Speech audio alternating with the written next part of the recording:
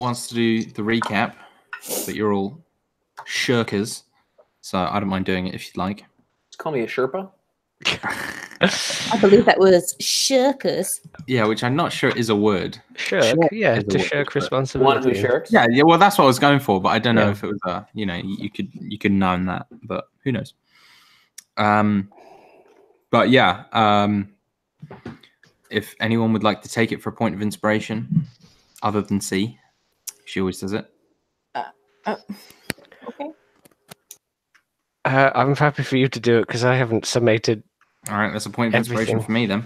Go for it. I was. Okay. Oh, do you have something to read? See, I know I could read it because you're not allowed. Yeah, I'm not allowed apparently. Can you link it and I'll read it? Is it going to take 20 minutes for Dan to read though? It's like a page and a half. I've been a lot better. We're spending a lot more time talking about who's going to be reading it. All right, Dan, I'm happy to read it. Dan, you may read that. Can you for a point of inspiration? Can you send it? See. Yeah, hold on. Okay. I feel like C should get default inspiration just for writing it. I mean, I have a much longer version. It just would take much more time for me to read it out.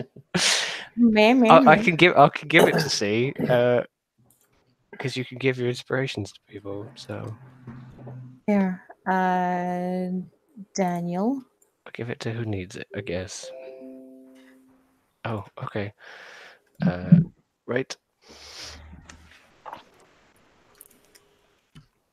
Let's see, mine jumps patterns right. we weave. Yeah. That's not that long. Okay. No. Okay. Session 3. Oh, the patterns we weave. As the group continues through the tunnels to the warehouse, they encounter another body, a man murdered in the middle of a strange ritual. The imps that he had summoned and failed to control managed to ambush Mina as she attempts to detect undead. She goes down to the others, rush to her aid.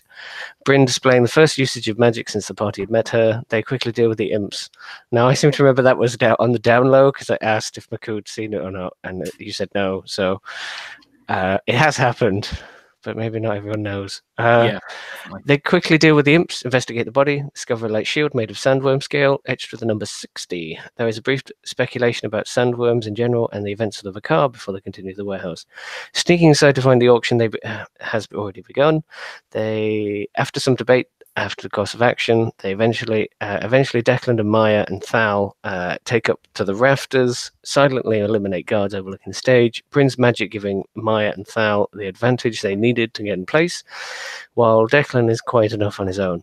Battle erupts, and Makud and the others are set loose on the slavers. The patrons of the auction flee before they can be murdered, while Mina, Bryn, Makud cover Declan so he can get backstage to feed the Callan slaves.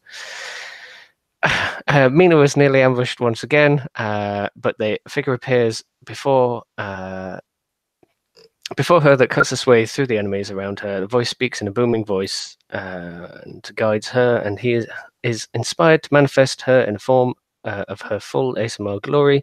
All goes quiet once more, and we take the slaves and the auctioneer with us. Aman, the mockingbird, driving the getaway cart. Declan questions one of the women about the missing lamenter. His sister Ethan, I believe, has been taken to a man known as the Preacher. She isn't sure where he has taken her, only that he wanted to keep her for himself because she was difficult and fought too much.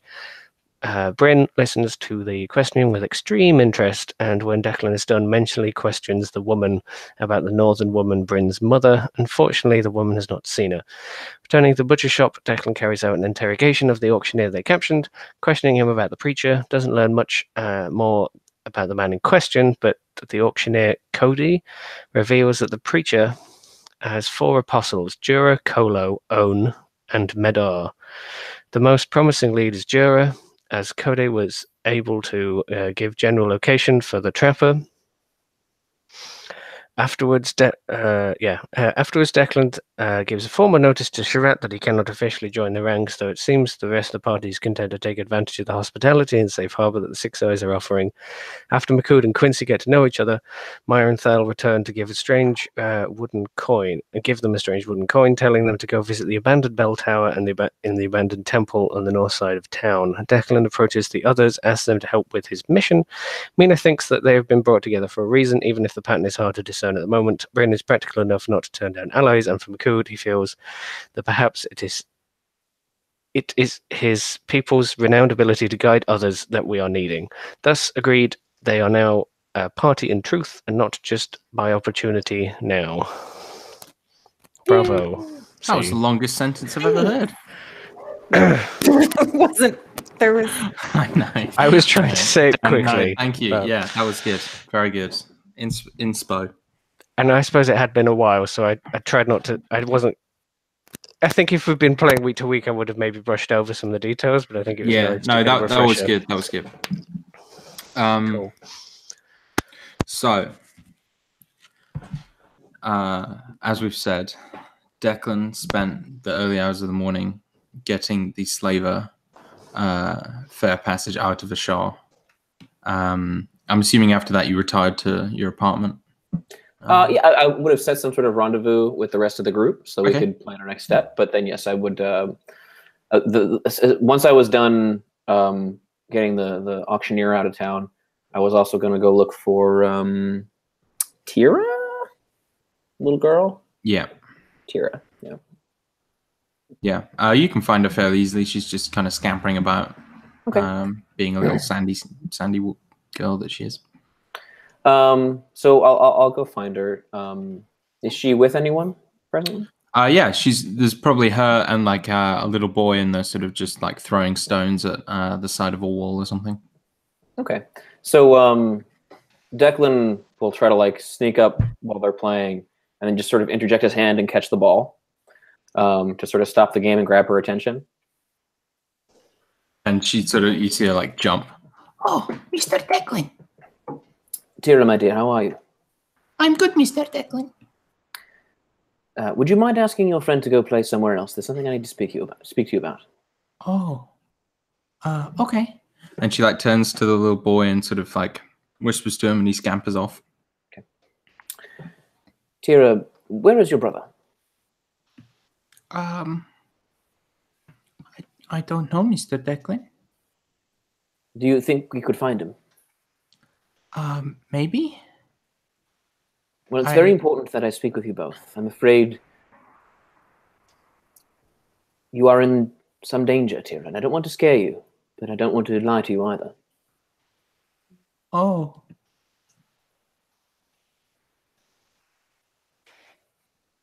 She's just like staring up at you, kind of wide-eyed. Do you think you can take me to your brother? Where do you think he might be? I don't know, Mr. Declan. I can try and find him and come to your house. I'll stay with you if that's all right. We can. Is there some place you usually meet him during the day or in the evening? No. He just is around sometimes. Do you not live together? Sometimes.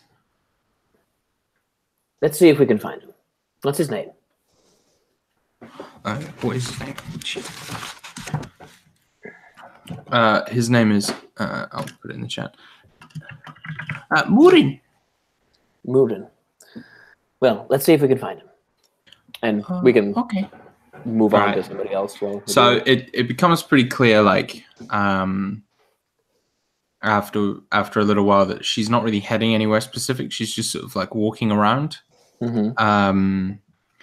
I think you can sort of infer that maybe her brother isn't around as much, and they don't see each other as often as a brother and sister normally would. Okay. Tira, would you like to sleep in a warm bed tonight? Yes. Come with me to my apartments. Is there anyone perhaps we could leave a message with to get to your brother?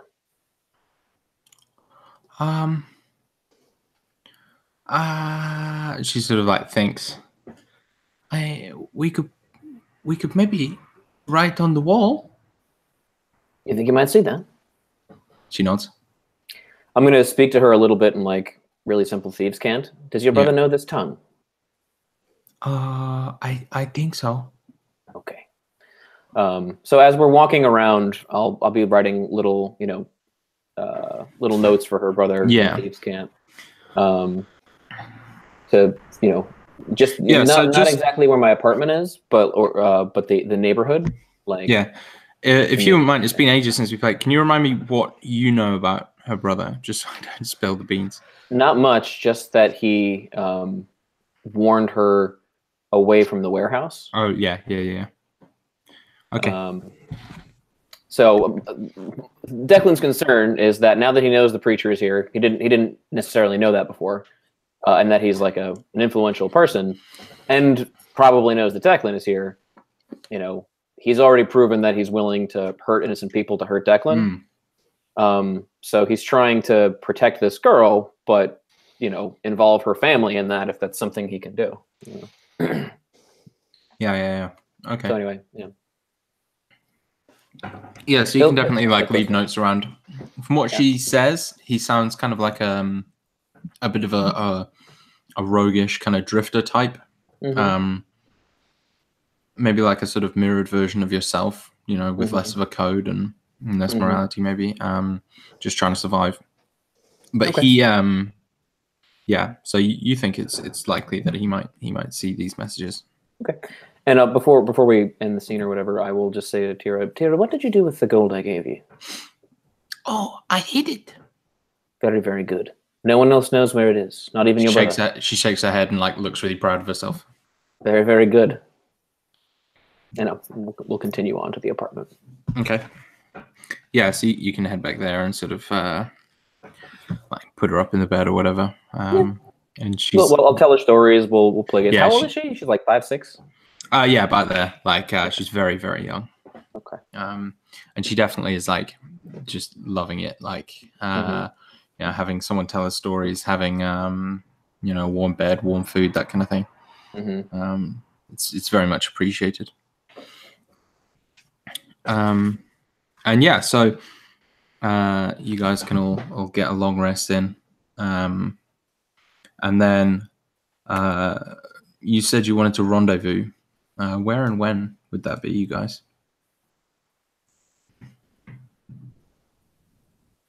Did we want to do the bell tower, or which one's the bell tower? Maya gave us a thing and told us to go take the coin there, but which one's Maya? The little crazy cat lady, right? If you remember. Yeah. Well, I mean, we could do that, or we could say that the rendezvous was Declan's apartment. Are you revealing that information to the group? Good God! Yeah, I trust you guys. I gave you my solemn oaths and stuff. Oh wow! Oh, we've come so far. Oh wow! We're best friends now. I know, right? I mean, that can be the rendezvous if you wish. I don't care. Yeah. You could give us a tour. It's very, very small. My code struggles to fit in. This is cozy. How does he climb the fire escape? I have 20 strength. If you tell me that I cannot get up the stairs, I'm imagining him climbing it, but just by his arms, his legs are just dangling. Yeah, we've gone over this quite a few times. I think his feet, even if they're hooved, are broad enough to use puny humans. I also think that it would be fairly cruel of me to be like, nope, Makud stands outside, peering in the window. R2-D2 in Empire Strikes Back. He's just outside Yoda's little hut, just all sitting on the windowsill. And then for some reason we do a prequel series and he has a jetpack for some reason. It just would have been real handy. Things. Yeah, would have been stuck in the swamp. So Makud enjoys the hospitality, and I guess they get tired at some point and sleep during most of the day. I feel like I want Makud to roll to see how many glass vials of Declan's he breaks. Yeah, so the space is very, very small, and it's just filled with instruments that you probably have never seen before, and beakers. There's a strange little contraption that just looks like a tube. All kinds of stuff. A Minotaur and an alchemist. You're all quite welcome. This is my friend Tira. She's been helping me since I came to the city, and she's going to be staying with me here for her safety. She just gives you all like a big smile and a wave. Tira, these Hello, are my little friends. one. This big fellow is Makud. He's a gentle giant, and this is Brynhild, the very gifted songstress, and Abreshmina, Jewel of the Watcher. And she just like recites off every single part and of your name and title, like a good gentle giant, all that sort of thing. Just kind of trying to sound impressive and like she's joining in a little bit. It's good to meet you, Tira.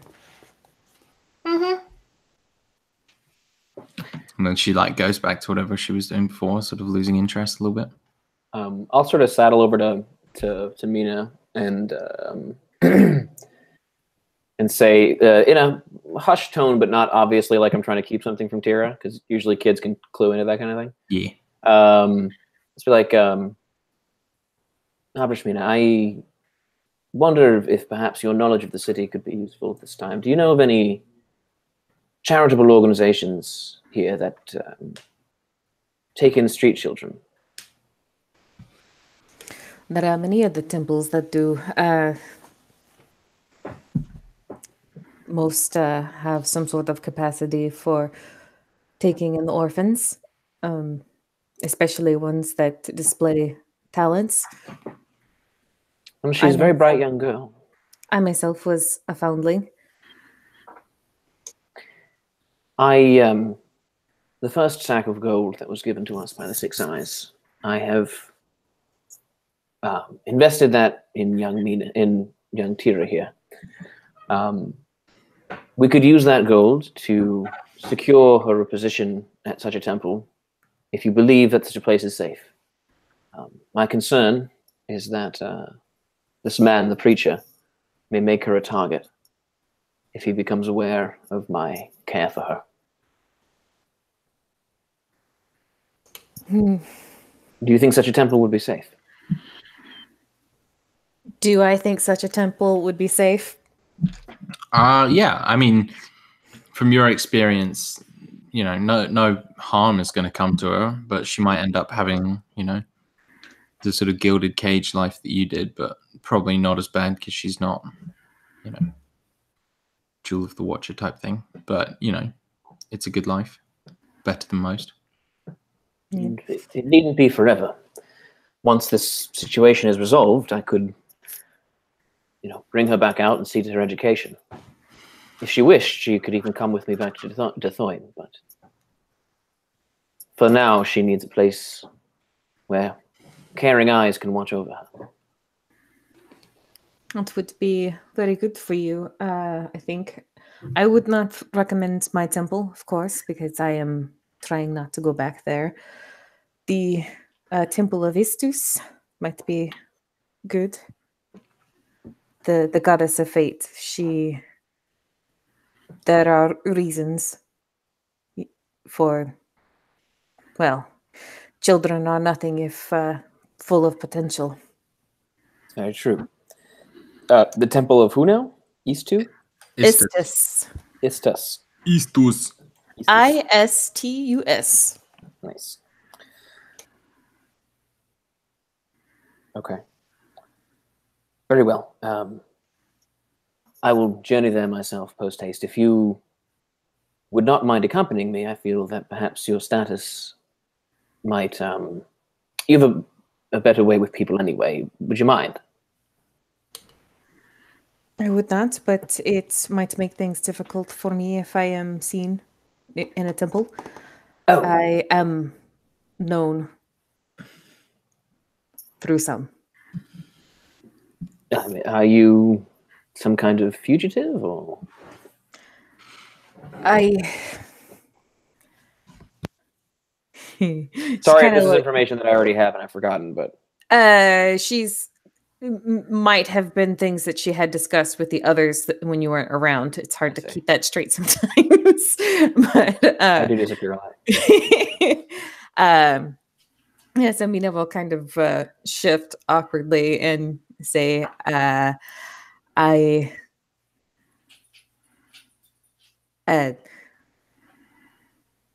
was a sorry, a servant of He Who Watches. I have found that the temple is no longer the place for me, and I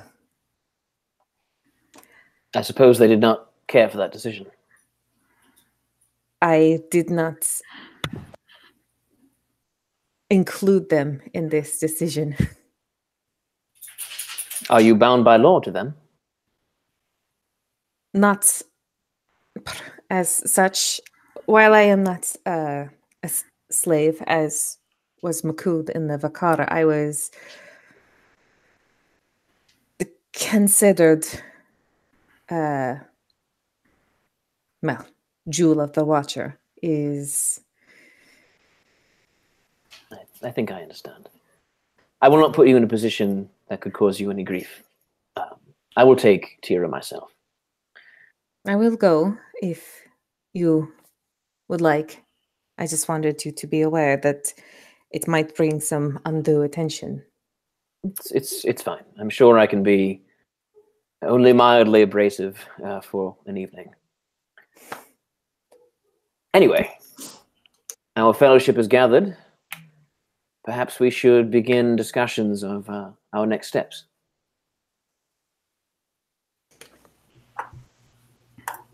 Yes, if you would like, I can bring the others up to speed about what you've learned from Kode. By all means. And she'll, like, I was thinking that it could be like, what we did the next time. Yeah. Were you going to take Tira to the temple now? Or are you waiting a bit? This evening, I believe I will go. Okay.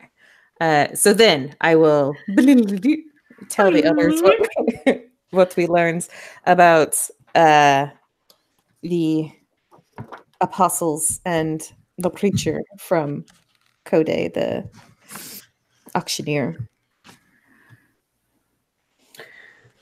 Yes, so we have these 4 apostles. Each one is a potential link to the preacher himself, and hopefully to those that we all seek. I believe a logical first step would be Jorah, the trapper. We know his location to be the south side of town, in the waterways. Now, granted, that is a fairly expansive area, but I believe with some good investigation, we could find some clues to lead us in the right direction. Also, if Jorah is the trapper, he probably has the most first-hand knowledge of individual slaves. Is that a safe assumption, Rob? Yeah, I suppose. Like he's good at, he's clearly going to be a part of any kind of slaving because obviously Right. he's sort of in charge. He's the fellow who acquires stuff, right? So yeah, it's just Kolo's the shipper who basically moves them. Jorah is the trapper, but that's more like defensive traps, as far as you know. Oh, okay, gotcha. But also, yeah, like keeping them. He's not like the child catcher. He's like someone who sets loaded traps. Got it. Okay, got it. And so he's kind of like trapper, torturer. Like he's the one who generally like breaks the slaves a lot of the time. And like makes them subservient and all that sort of thing. Jorah? Yeah. Okay. Well, still, if he he's going to be involved in everything to do with slaves. He's probably maybe after Kolo like sees the most slaves. Okay, but Kolo's out at sea, so we can't necessarily go find him right away. Yeah. And Jorah is also the one that manages like some of like the business aspect of Jorah, if I remember. The preacher, yeah. Of the preacher, yeah. So he's kind of he runs. Well, he not the businesses necessarily. He runs the estates. Yeah. So he's sort of in charge of like the preacher's buildings and holdings and like basically making them defensible, adding secret passages and you know, rat runs and that sort of thing. Like that's all kind of his bag. Can Yeah. you go through the other two? Just so I have So it. yeah, I'll quickly I run have it. through. I also have it in the Hangout. Yeah. So Jura's the trapper, runs the estates, traps, that's the thing, blah, blah, blah. Kolo is the shipper. He moves the slaves on boats. He's basically a pirate, and he runs with a tough crew. There's Own, who's the oracle. She's the most important to the preacher and consults him. Like the preacher consults everything with the oracle. Who is somehow, whether true or not, able to receive visions and messages from his god, who you know is the Lashed. And like Owen is never not by his side. And then the last one is Madar, who's the assassin. She's like a ghost, you know. No one ever really sees her. People just turn up dead and are told that it's the work of Madar. So secretive that we didn't even know that she was a she Mhm. till just now. Wow. Wow. Wow. No. And then we also have this mysterious wooden coin, correct? Correct. Yes. I would say that if this Jura is in the waterways a lot, the Six Eyes might be able to help us track down. I believe Jarat mentioned that their operatives were trying to map out the waterways. Yes? Yes, yes, indeed. I would prefer to rely on my own intelligence. I find the Six Eyes a bit sloppy. But if they have information which might corroborate our own investigations, then yes, of course. Then perhaps that should be our first stop. The Six Eyes? This bell tower or whatever it is. I too would like to see the tower. Sounds fine. What are we expecting to find there exactly?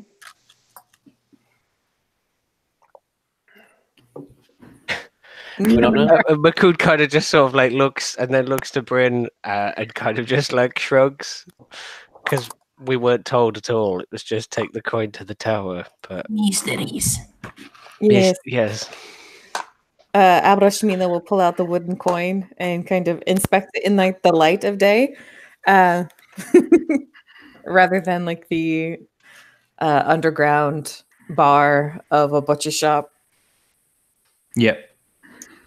Yeah, so you can see basically the coin has like the picture of on one side like a veiled woman, like maybe for a wedding or something, but sort of carved into it. And on the other side is a holy symbol that is basically like two kind of crossed sickles with some kind of rough faded like tree branch in the middle of them, but you can't really make out exactly what. Do I recognize the symbols? I can't remember if I Make asked a last time. history or religion check.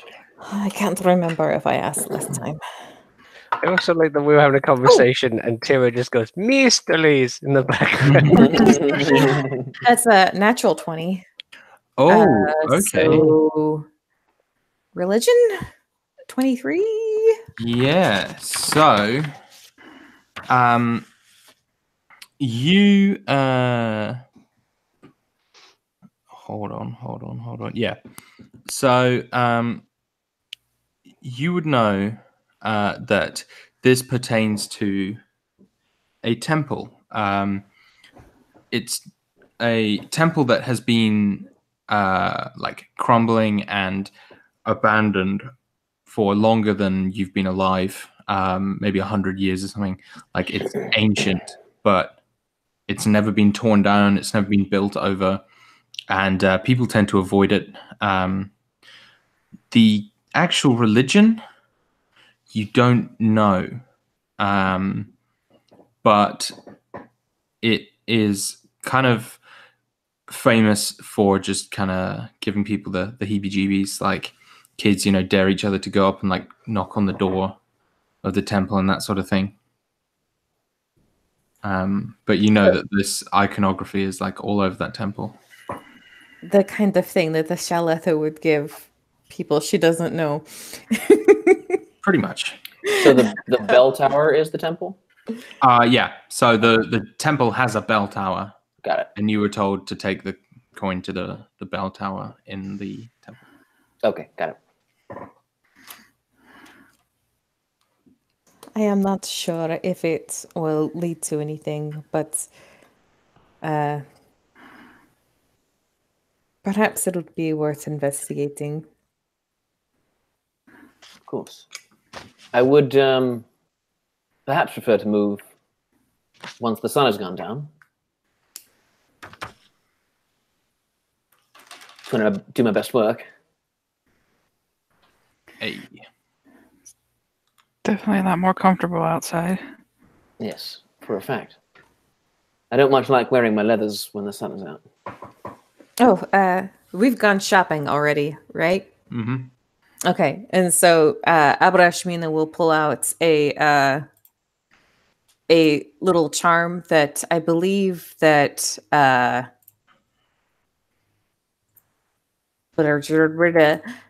Bryn also got one of these, but it's like a little. What does it look like, Rob? It's small. It's basically set with a pearl, and it's kind of like a midnight blue. Yeah, she'll pull out it's a little talisman. It's like pearl midnight blue, and she'll hand it over to Declan and say, "This is an Oasis at night charm. It is good for keeping yourself cool during the warm hours. Just at night, put it near windows so that the moon can recharge the enchantment." Oh, well, that's very generous of you, Mina. Thank you so much. So what happens if there is no moon? It's Sort of like a solar panel where it'll charge, but maybe not to the same extent. But There is no moon, then it is the end of the world. What is it called again? Oasis at night, and when you put it on, it's like walking into a fancy office. We like walk in, and the front door has like that fan over it, and you go, "Whew." It's like, well, it doesn't give you resistance to fire damage. It gives you resistance to it literally effects of just high heat. Yeah, it keeps you cool. It's like Boots of Winterland, but the opposite. Gotcha. Awesome. And without all the other shit that gives you. Legit just lets you wear your armor without sweating your balls off. Nice. Awesome. Well, still, assuming we might encounter some action, we're better to move at night, I think. Yeah. These are usually the first things that foreigners pick up. I am surprised you've made it this long without getting one.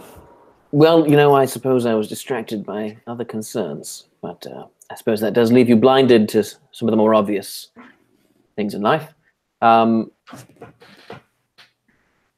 Would you care for any refreshments? It's got a little bit of time to kill. I've got some dried meats and fruits and a little bit of spiced wine, if anyone's like. Mina looks at Makud because he always is up for a drink. I think Makud, somewhat to alleviate his situation of being cramped, is sat on the floor and is playing with Tira in some way. I don't know what you have here to play with. Imagine he's just sort of doing that uncle thing where he throws her up and catches her, but way too high. They're having a conversation, and occasionally Tira is just head height to them, and then back down again.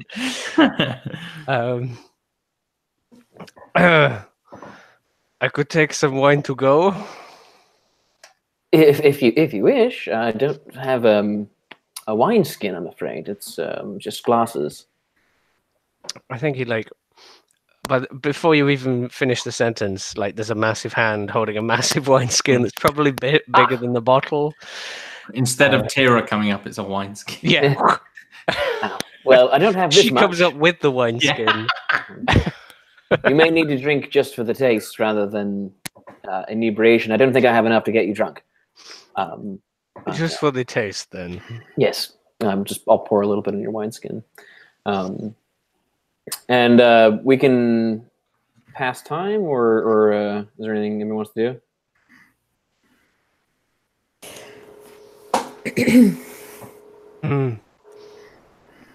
How many All hours? What have we got till daylight? Night time. Sorry.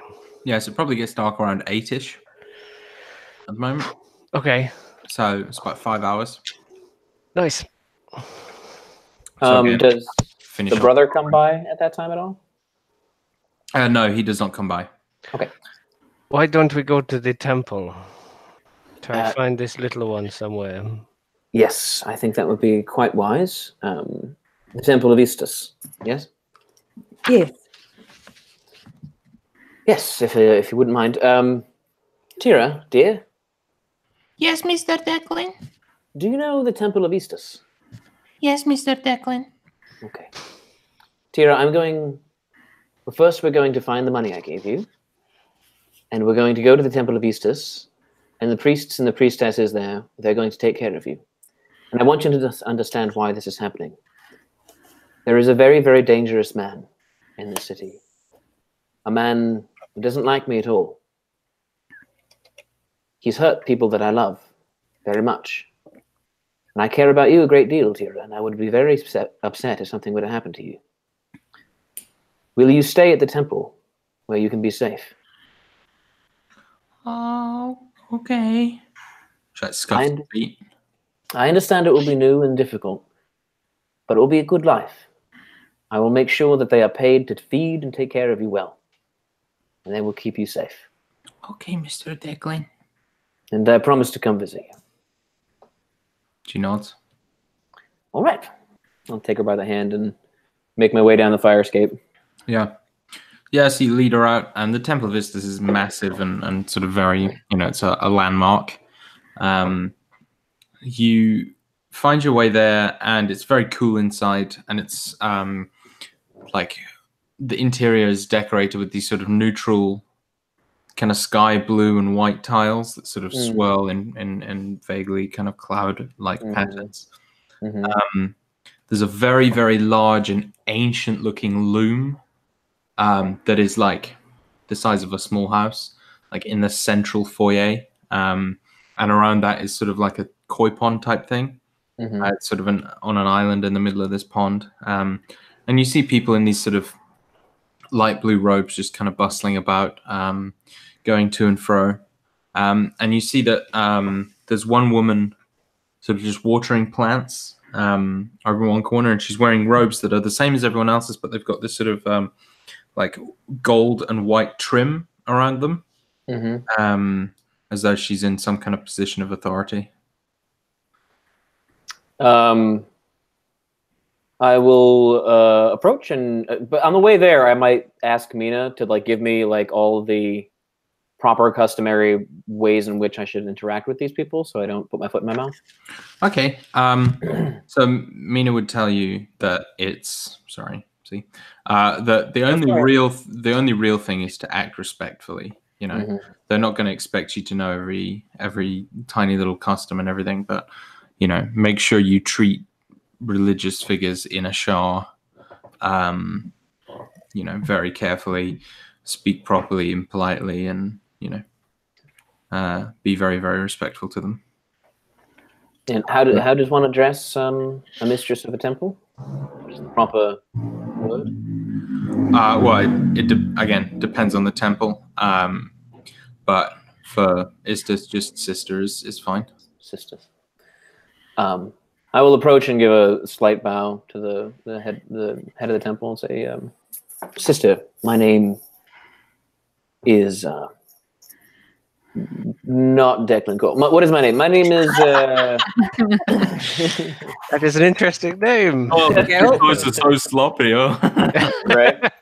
Geralt. Who is the name you gave Mina before? Oh, yeah, we gave her a fake Sure. name, yeah. Harold. My name is Dylan Robert. I'll give her a fake name. My name is Beards. D20. Your name is what? D20. D20. Okay. Um, And she sort of turns. She's got a very kindly face. She's kind of aged. Clearly, like a sort of Italian woman has aged, where she looks very like salt of the earth, and sort of like deep wrinkles, but she still doesn't look super ancient. mhm. And she kind of smiles at you, and her eyes are squinting. He goes, oh, hello. What can I do for you, dear? Well, I have come to bestow upon your temple 2 gifts. First is this, and I will present not all of the 500 gold, but about 100 gold, Mhm. and I'll put it in her hands. These are for the good works you do for your city and your nation and your people. Ah, that's very kind of you. Thank you. And I have also been told that your religion is generous to those in need, especially to children. We are. That is correct. This young girl, and I'll kind of bring Tira forth, is a very special young girl. She is bright, quick on her feet, talented in many ways, and she is very dear to me. It is important that she be safe, comforted, and well protected, and well fed. I wonder if you would take her in until such a time as I am able to claim her again. She kind of fixes you with a stare, like she's trying to read your intentions, and then very slowly kind of crosses her arms. Uh-huh. And why is it that you can no longer take care of her?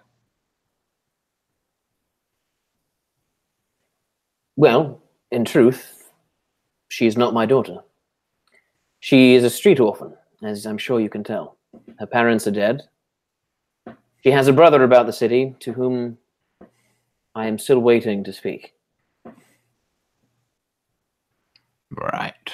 I would like to adopt her one day, but today it cannot be done. There is more money to see to her well-being that will come as soon as I can check up on her safety within the coming months. And as you mention adopting her, Tira like actually turns and like looks up at you with these big wide eyes, but she doesn't say anything. And the priestess sort of stares at you for maybe a moment, slightly longer than is comfortable, and then slowly nods. All right then. Very well. And then she kind of bends to Tira's level and she says, Are you going to come and stay with us for a little while? Tira sort of nods and is kind of hiding behind Declan's leg slightly. But clearly this woman has a good way with children and is able to sort of coax her out. And by the end of, a couple of minutes of conversation, Tira's like holding onto her hand. Mm-hmm. And the woman kind of stands up straight again and says, Well, when can we expect you? I can promise that I will check in on Tira's well-being once every month, the last day of the month. Very well. It is good of you to do this. It is kind of you to see after her and so many other children's well-being. And if Tira is well looked after, I promise to do whatever I can to help you and your temple in the future. she just gives you like a wry nod and smile. Slowly turns away to lead Tira away to get her washed up. I'll just let her go. If she looks back, I'll wave. Yeah, she does. I'll walk back over to the group and just say, thank you all for accompanying me. I think I'm ready to get back into action, yes? Mina will just sort of nod, and like, they will take good care of her, Declan. You do not need to worry. Worrying is what I do best, but I will try to alleviate that condition for the time being. Just want to say how sad it's going to be when Declan dies, like in 5 to 10 levels from now, and it's like McCood turning up or something to fulfill that promise. Oh God. It will be very sad. That would be how the book ends. Also, at some point, I think we're going to get very lost in the desert, and you're not going to be able to make it. That's the other sad thing. But... Well, that's why you have a cleric with sending. Right. What? Yeah, I guess. You didn't also get the sister's name, unless I missed it. No. Nope, you didn't. Oh well. We'll assume that happened, though. But you know she's called not Declan Core. Just like Mina trying to find the message recipient or something, like old priestess of Ishtar. About yay high, squinty look in her eyes, good with kids. Come on, your watches. Don't You must worry, have seen her. I met her on a name day celebration one time. The Temple Exchange Program. No, seriously, what's her name though? You don't know. Oh, I don't. No. But I wrote down sister everything. Sister. I wrote down sister about 4 times. Christian? Sister Christian, your time. Thank you. Right. Before this devolves into fucking grandma puns or whatever it was. Motorin! What would you guys like to do then? How long have we got time now? remaining before sundown? How much time? X time. Couple hours. Well, we don't have to wait until sundown, do we? We're here. It's close enough. Unless I know it's not like a temple district here in Ashar. How far away is the abandoned? So the abandoned temple is right in the sort of, it's like in a southern corner of the town. So maybe 20 minutes, half an hour from where you are. Walking. So where exactly are we staying? Like, are we still staying at that inn? Do we have... Well, you're welcome to stay with me if you like. We also have rooms at the Six Eyes. That despite Mr. Declan's, or not Mr. Declan, despite Declan's reticence to their behavior, they have not revoked our invitation of shelter. In fact, I believe Sharat made that very clear. Yes. Well, you're all, of course, quite welcome to go there. I don't think I will be. But...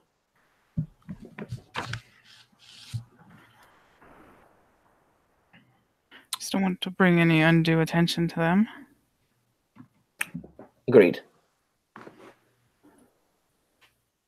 Excellent. It is my impulse, my instinct that perhaps we would be best served finding our own accommodations, even if my apartment does not suit for the long term. We are best served by keeping our circle small.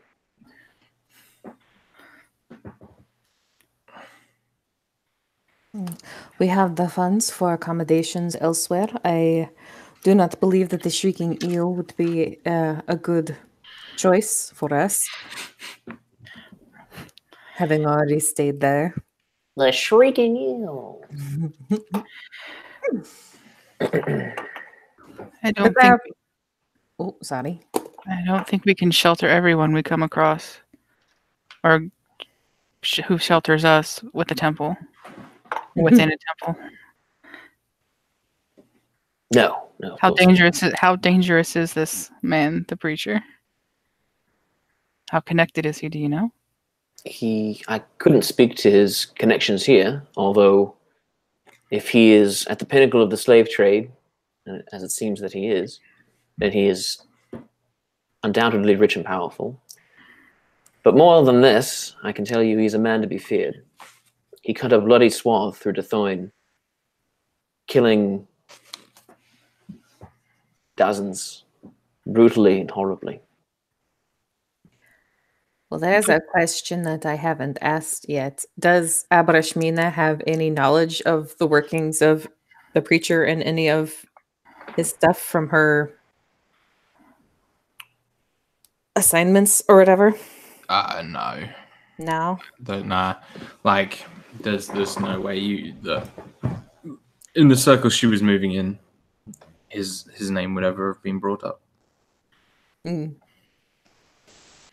Nobody was all like, I got my slaves from the preacher. Or Because if they did that, they'd get fucking punched. Yeah, he sounds like the kind of guy who has several layers between him and what's Yeah, going okay. on. Yeah, he's got a badass supervillain name instead of a real name for that exact reason. Well, I mean, you know, his name's had to ask. Ted. His real name is Ted Gunderson. There are some who call me Tim.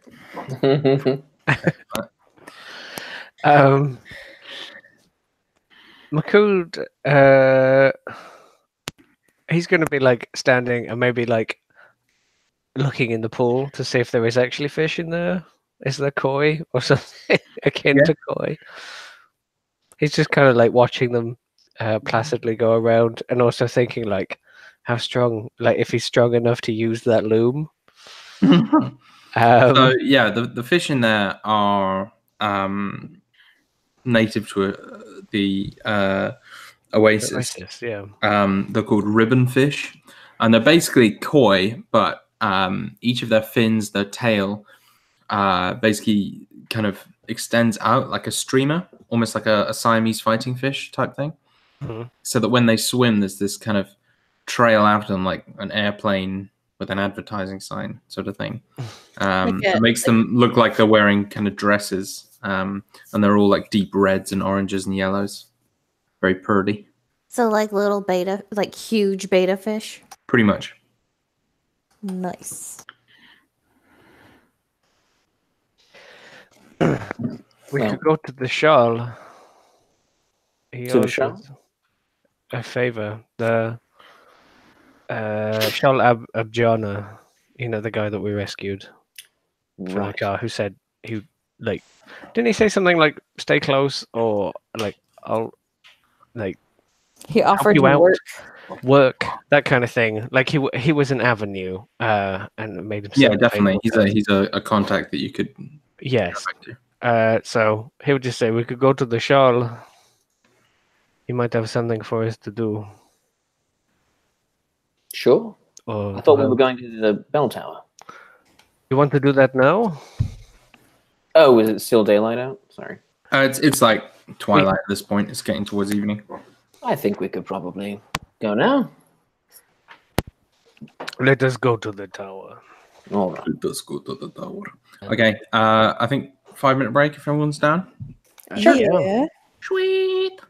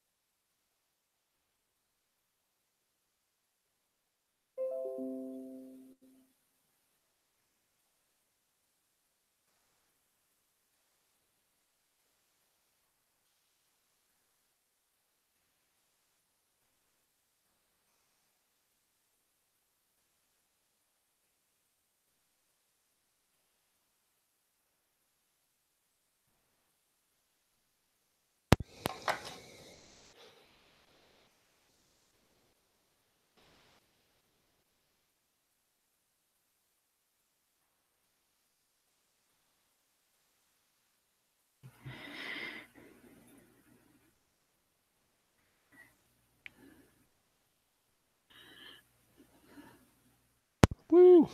Heading to the mysterious tower. Mystery. Beastly.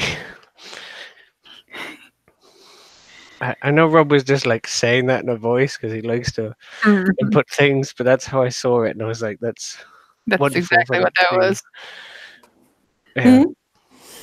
Beastly. Mystery. For those who are, well, I guess nobody would really know this, but Gail from Campaign 1, the big blue genasi woman, is from Ashar and was raised in the Temple of Istus. Istus. Istus. Mm. Fuck. He's those. Istus. So we But know. that's fate.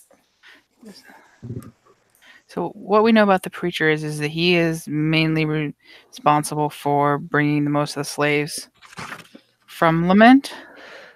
I think, yeah, from what we know, I think he's like in charge of a portion of the slave trade in this very slave-heavy place, and I think it makes some sense to attach him to the Lamenta side of that slave trade.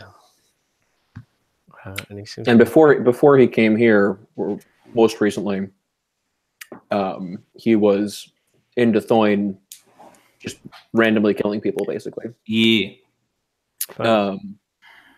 And there was something else we learned about. Oh, that he's a foreigner, so he's not from here, but he's also not from Dithoin.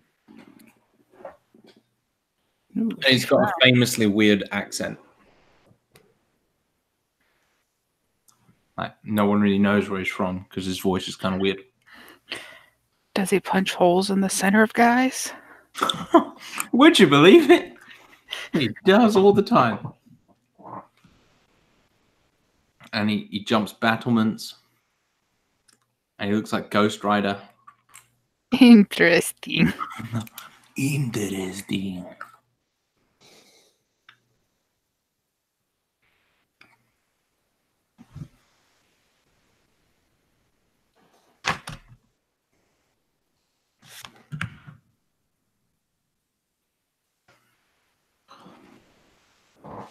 Goes on the breaks. I get a million messages.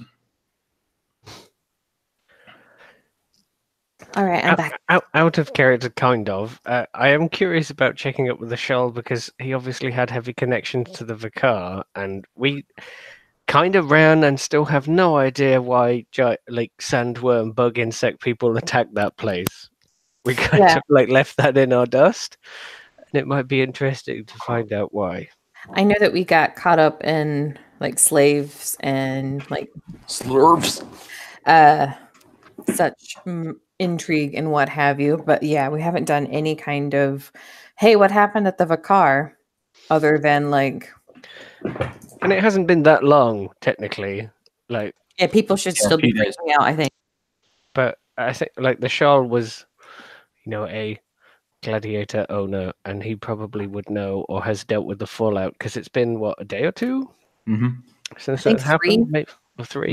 Yeah. Maybe people would know more about the aftermath or what has happened or something like that. And it might be an interesting path to go down. From what you've seen, though, there hasn't been much talk about it. Although the Vicar has been like closed the whole time, and that's weird. Like there's fights every day normally.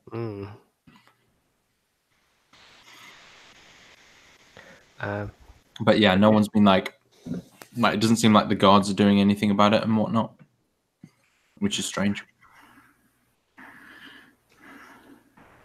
Maybe it was an inside job. Maybe it was. But whatever, it is a mystery. Mystery. Mystery. All right, I think we're all back. So you make your way to the bell tower. When you arrive, you find, as described, a ruined temple. It is sort of a fairly squarish building, or used to be, but now it's like 2 walls and a tower, and the tower looks very rickety and sort of old and rotting. But there is like a strange energy here. You definitely feel uneasy maybe like you're being watched, that sort of thing, where you've got that sort of prickling up your spine. And even though it's still warm, as the sun's just gone down, like this place just feels kind of cold and chilly.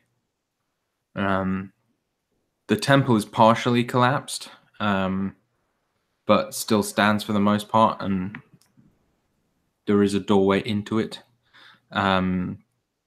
through the temple.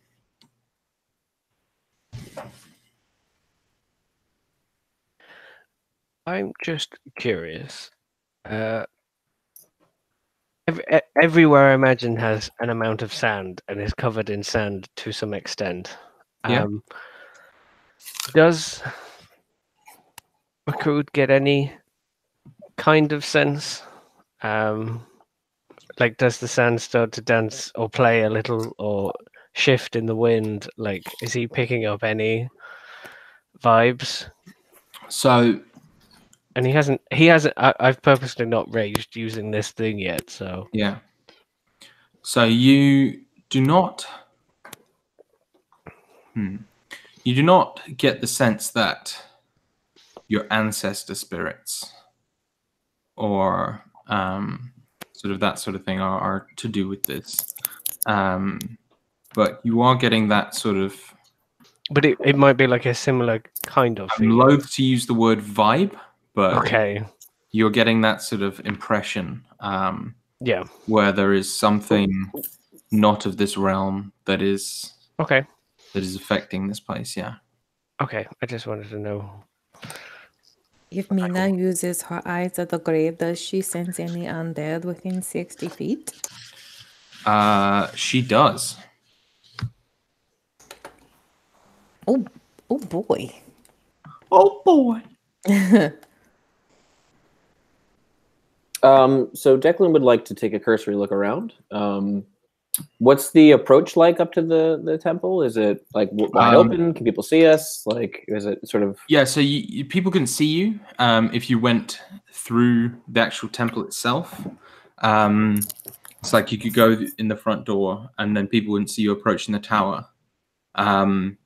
But from like a certain angle, you could peer around and see if you were really wanting to. But the street seems very quiet. Not many people live near here. Okay. Very much out of the way. Mina will be telling everyone that she senses some that have spirits of those who have not passed. But you mean like ghosts and things? Things that have not gone into the Watcher's Night to their final resting. No.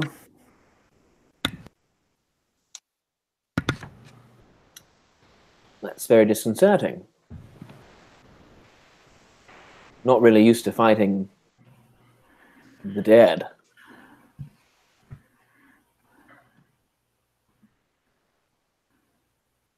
Do you have some sort of countermeasure for that? A bit, but it would be best to wait until they have manifested. All right. Declan looks visibly uncomfortable. Well, I suppose just tell me if they're about. Can you reason with a dead person in your experience? It depends on the person. And I have no idea where my accent is doing today, guys. I'm running. Sounds great. Keep going. Fuck you, Rob. That was not sarcastic. It seemed like nice. it was. It seemed like it was sarcastic. That's just my voice. Fair enough. All right. Well, I suppose I will keep my eyes open for ghouls and specters and things. I'd like to head onto the temple grounds and start taking a look around. Yeah. If I can attempt to approach stealthily and then make some perception checks. Very well. Going to cast light on the wooden coin and hand it to one of the humans who do not have dark vision. Or Makud. Does Makud have dark vision? Do I know if Makud has dark vision? I don't think I do. I think the monster minotaurs, because they live underground a lot, do, but I don't think the playable character minotaurs do. That's a 19 on stealth. Okay. And a 18 on perception. All right. You find. Sorry.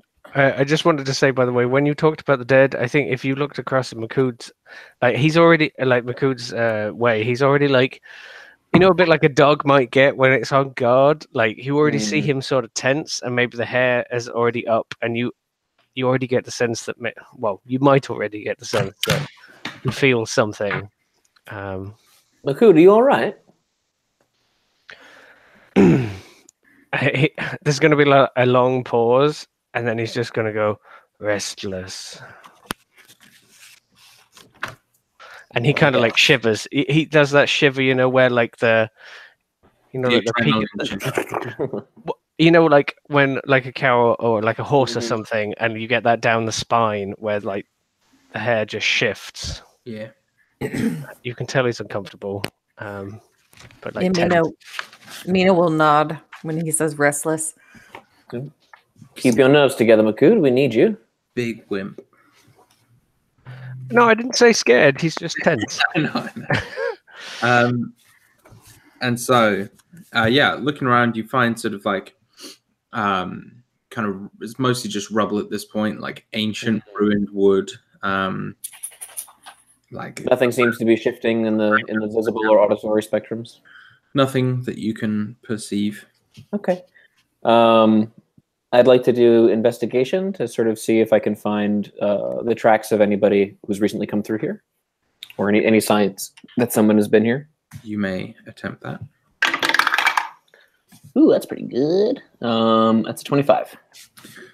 You do find some tracks leading straight from the door to the tower and into the tower. How big are the footprints? One person, humanoid. Adult size or childlike? Adult, but they seem very old, like months. Okay. Well, coast's clear. I'll head up to the entrance and see if I can check it for traps and things like that. Yeah, go for that. 20. Dirty 20. No traps. I will try to open the door. Okay, the door swings open. The footsteps continue up a set of spiral stairs in the middle of the tower. Once the moonlight has sort of, become not useful, I'll take out the light beacon and wait for the rest of the party.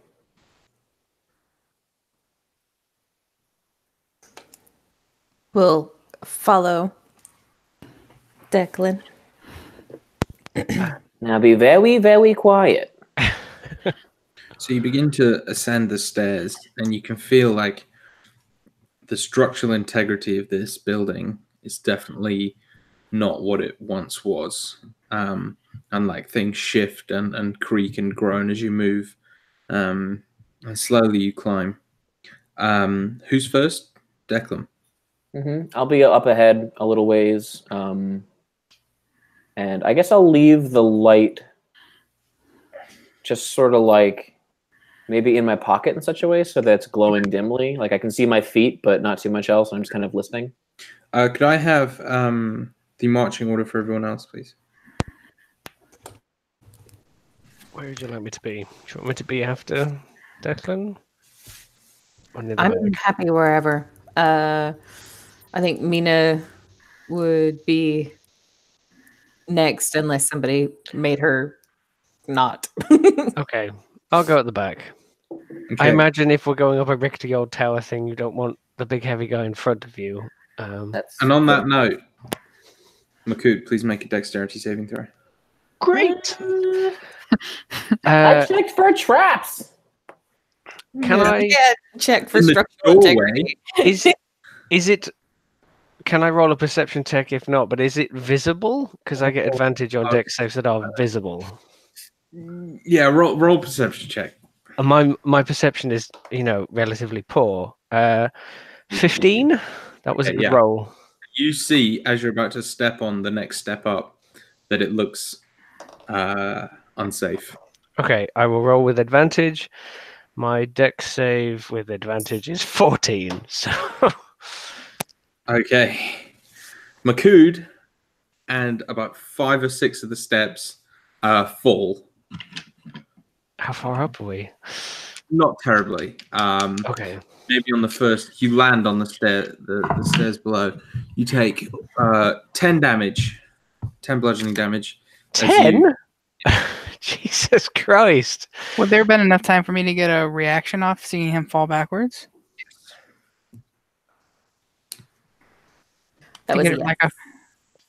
Was it Yeah, he to said get, a to get the feather fall off? Yeah, you go for it. Yeah. So Oh. Makud, instead of taking 10 damage, I would you take nothing. So take nothing and float down gracefully. Jesus, killer stairs. So is that just me putting my foot down on something that is weak and just going right the way through it down? So you basically you put your foot through it. The stairs collapsed. Okay. So the reason it's so high is because I went by the rules. Plus, I added an extra d6 because basically you're landing on stairs on rubble, and that's Sure. going to do more than just falling, 10 feet. Sure. So Okay. It sounded. Plus, It seemed a lot. I did roll fucking Yeah. double Nuts. dice. Okay. So he puts his hoof down on a section of stairs, and it just disappears, and he goes woomph. And I imagine Bryn is probably the person in front of him. Yeah. And you I guess you swing round and Just kind of like, watch your step, bud. and suddenly I imagine for effect some of the rubble kind of float for a moment down to the floor. That's cool. Yeah, and it's not a particularly long way. The only thing is, there's about a 5-foot gap in the stairs above you now. That's too big for me to mend, isn't it? Yeah. Okay. I imagine there is some confusion as to the lurch in your stomach from falling down through definitely. some stairs and then suddenly floating and then gently hitting the ground. I imagine you see if you're saying watch your step when you're looking through the hole, he just sort of rolls over on his back and is looking up at you what was that? What was that? Okay, and he kind of is knocking bits of rubble and stuff off his chest, and I guess he goes back up round again. And I should be able to clear 5 foot. Yeah, No he's a big problem. boy. Yeah. He will be more careful. Not that it's going to help, maybe. Mina is going to mend the stairs that he'll be landing on so that they're a little bit stronger Smart. whenever Okay. he comes and tooms. Once, right around the time Makud falls, Declan's going to try to move a little further ahead from the party and just kind of listen to see if there's anybody being drawn to the ruckus, if I can hear footsteps above me, anything like that. You hear absolutely nothing. Okay. I'll just wait for the party to catch up. So now you've got Makud moving at half speed, testing every step, probably. Definitely. But you make it all to the top without any more issues. You arrive to find a pretty small room with 4 windows, which are just holes in the wall. And in the center of this otherwise featureless room is an old stone basin, sort of what we would know as that word that is a thing that they christen babies in. Font. And in the center of that is a pool of kind of stagnant old water. And in the middle of that pool is 4 or 5 identical wooden coins. I think you're supposed to put the coin in the pool. It looks to Mina. You have the coin. She casts light on the coin. Oh, I have the coin. It's that coin that has light on it. All right, well, in the pool. Nothing happens for a brief moment, and then just all of you shiver as this just kind of fell breeze hits the air, This image kind of shimmers above the pool before you for a moment. This sort of whitish, grayish light that manifests slowly into the figure of a veiled woman, just like dressed in rags, almost like she's got a kind of almost like partially see-through bed sheet over her, just like ragged and scratched and ruined. And her kind of incorporeal form just sort of floats above the pool, looking down at you all with this sort of serene look on her face. And she just kind of considers you all for a moment. Hello?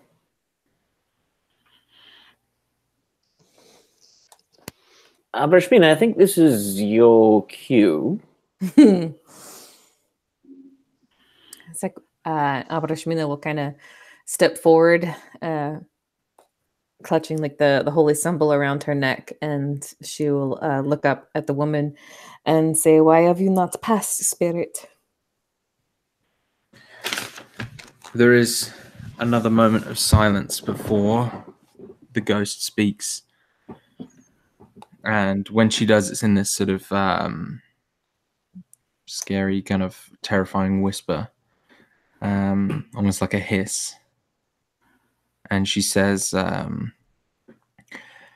cannot pass until my temple is restored.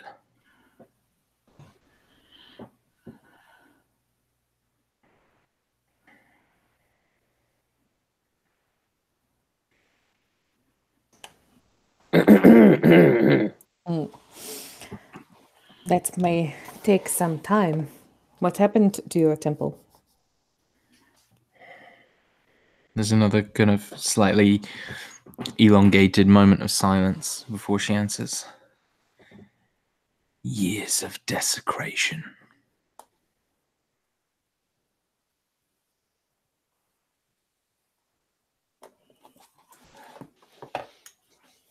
Who would desecrate your temple? Many people. Many. From all ages.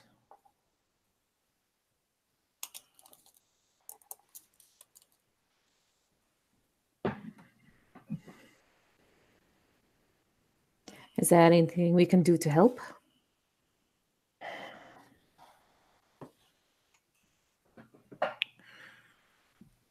There are 50 desecrations that my temple has suffered. I have undone 5. Undo one for me, and I will reward you.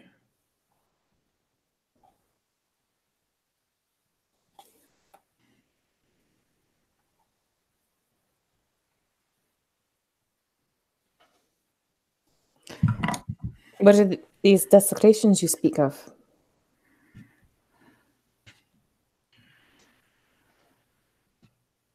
There are many types,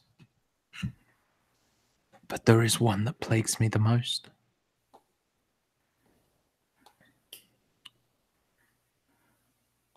Two months ago, the last relic of my temple was taken from this place by a priest.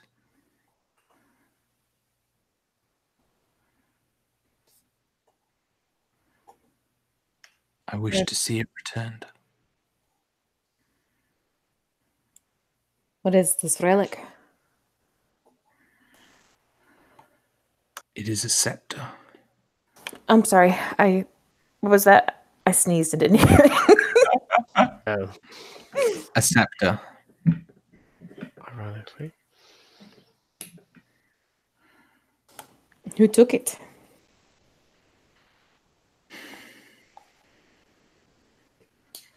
A priest. His name is Gurat. You can roll me a history check. So I have advantage for being a clergywoman myself? Nope. Nope. Okay. Oh, didn't need it. 18. Gurat is a fairly high up and well-known priest of Shaleth, the cat trickster thief god.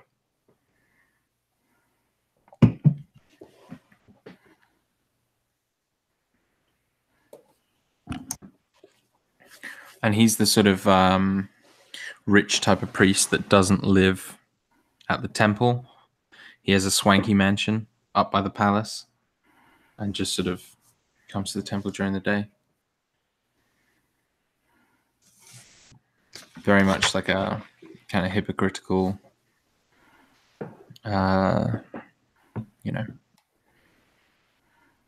So, not surprising. No. Actually, you would also know that fairly recently he has come into fame for miracle healings, which is actually why he was able to buy the mansion, is because he was gifted the ability by his god to perform wondrous acts of healing, and evidently he healed the right people, and now he is very rich. What is your name, spirit? I do not remember. Though the children call me the Bell Witch.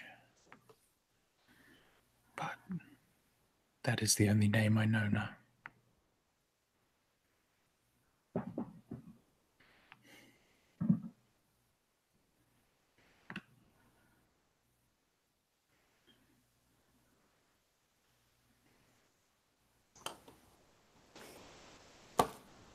There is one more thing.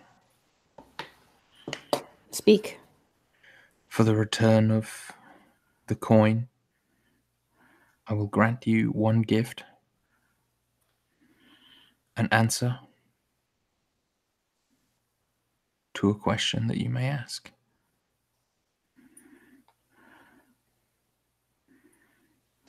Where is the preacher?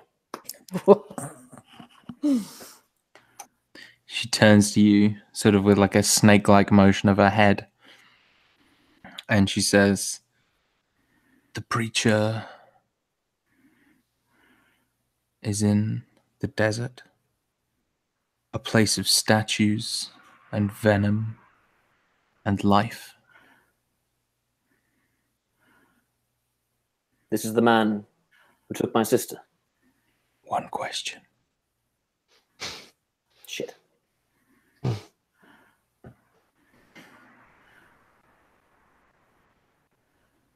You have my thanks. All of ours.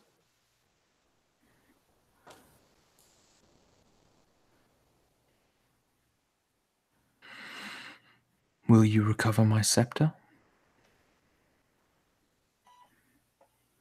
Yes. Do this, and I will grant you another gift.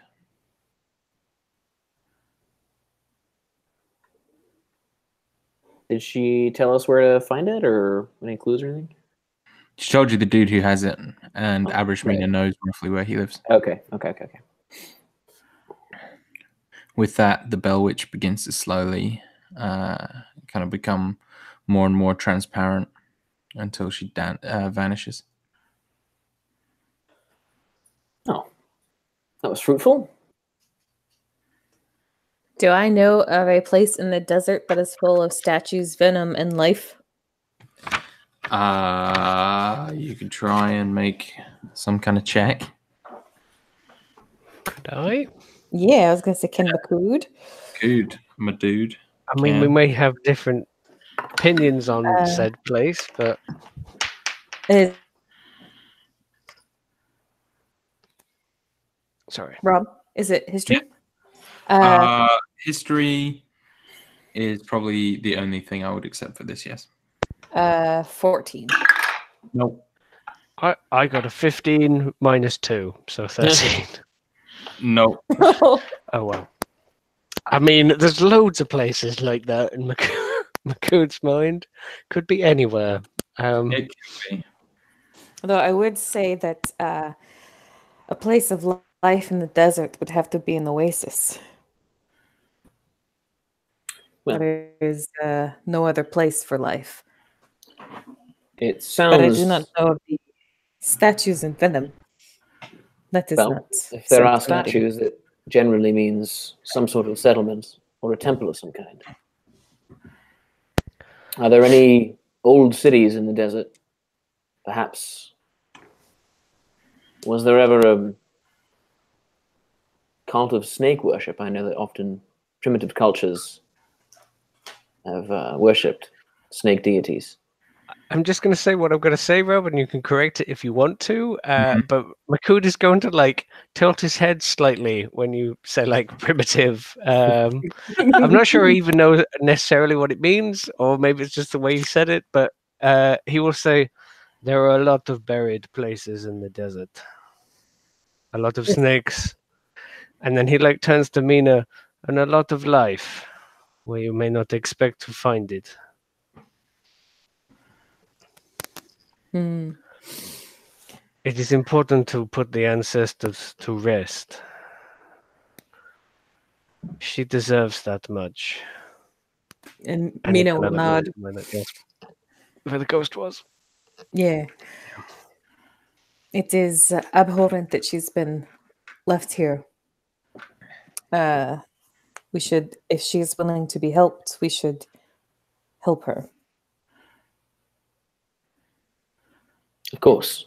At the very least, she's promised a gift, which I would suggest we request more information. Mm. Since she seems to have no small share of knowledge. I would say there are other questions that some of us may be looking for, and Mina will kind of give like a look towards Bryn, who has been asking lots of questions but not sharing a whole lot. But Of course. I asked for the preacher because I believe he is the path towards what we all seek, but if someone has a more pointed question to ask, then yes, by all means, the next question belongs to them. I'll find my answers.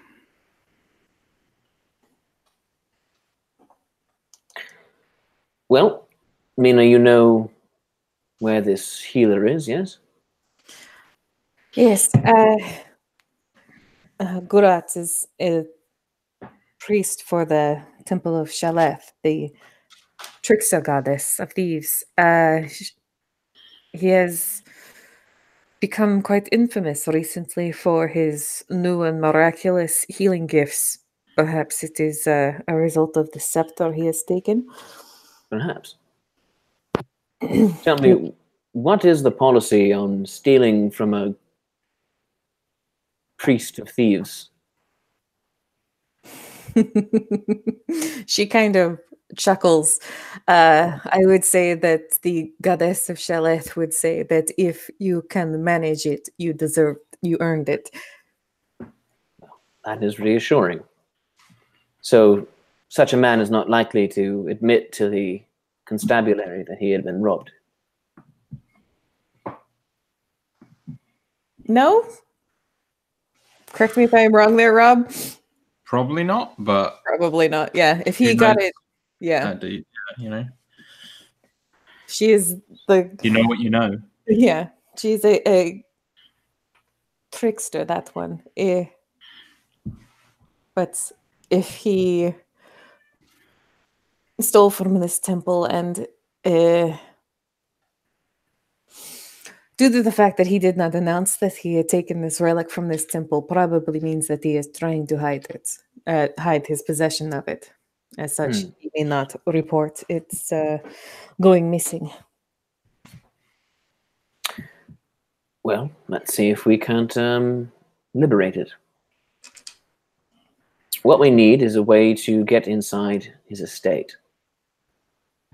Does the man, as far as you know, Does he enjoy the gladiatorial sport?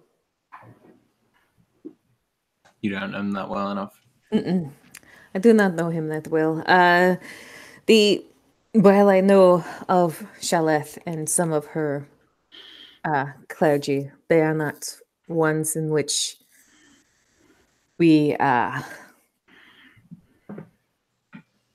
we dealt with often. They are chaotic. Perhaps a trick of our own? That's what I'm thinking. I wonder perhaps if the celebrities in our company might benefit the more clandestine members of our company with a bit of a distraction. I've seen Bryn implement some magics to aid our stealth, and perhaps a visit from Ahmad Utu and the Jewel of the Watcher to the front door might draw his eye for a bit. Perhaps a simpler trick might do. By all means. What do you have in mind? Is it possible that news of his healing has spread to the northern lands? You mean Lament? Yes. Well, it could be. I doubt he has much knowledge of what happens in the north. Truth would be whatever we say it is. Exactly. So perhaps we pose as people seeking his aid. Wealthy individuals from the north looking for healing. All right. It's a fine plan. Still think at least one of us should be hidden and looking for the scepter. He may have it on his person, in which case his use of it might reveal something. I could make it seem as though one of us were ill. I do have a fair amount of expertise in medicine. Then perhaps that is our ticket in. It's perhaps. Are you volunteering to be my patient then, Brynhild? Sure. I've done a bit of acting here and there. All right. What kind of disease would you like to have? I could give you all sorts of things. Something exotic. Something maybe he hasn't seen before. Sure.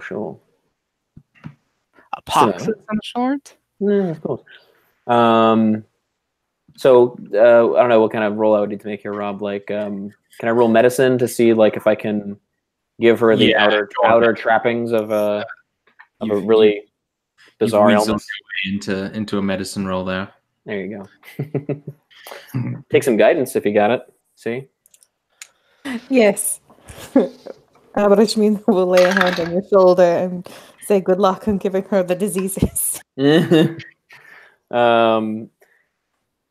So if you want to be really convincing, what I could do is inoculate you. Basically, it's not pleasant, but I have some samples of different forms of deadly diseases, and I basically give you a gash along the arm and put a small amount of infected tissue inside the wound, and your body's own natural systems will then render you resistant to the disease, but you will appear to be sick with it at the outset.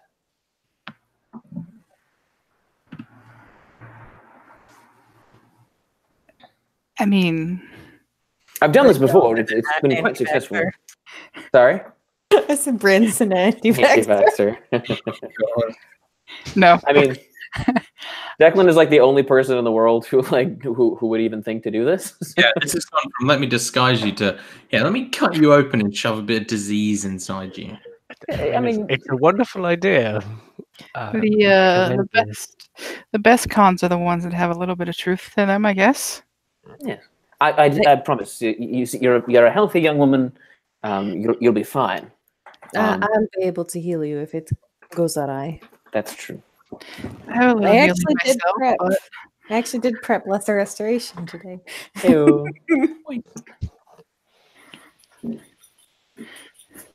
Well, if you're open to it, then yes, let's get to it. Just roll your sleeve up for me. Are you doing this in the fucking tower? No. I mean, we'll find. I mean, a place to do it. Declan's not smart enough to know about like germs and shit. Why not do it in the tower? Yeah, Yeah, right. exactly. Yeah. Brenna roll her shirt sleeve up.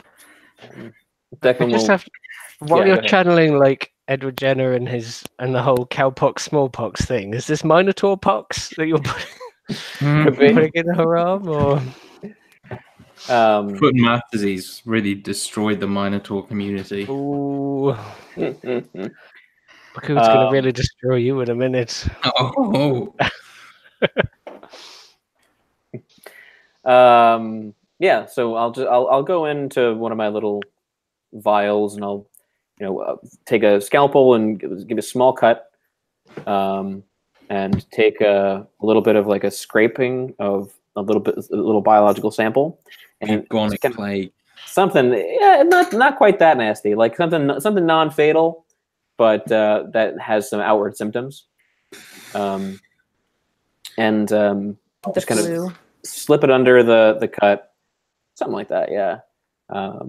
Sorry, and put a bandage over it, wrap it up. My medicine roll was a 23, 27, 28. 23, 27, 28. All Those three. are numbers. That's a big old roll. It's 28. Damn. Yeah. You disease her the fuck up, but only as much as you want to. Symptoms should come on by tomorrow morning. You're welcome. And what should I be expecting? You'll know when you see. All right. She wakes up the next morning, she's a boy. Well, I Yeah, see this. Probably like just like some poxy looking stuff and like a Yeah. runny nose and Some gribbly stuff shit. like that. Yeah.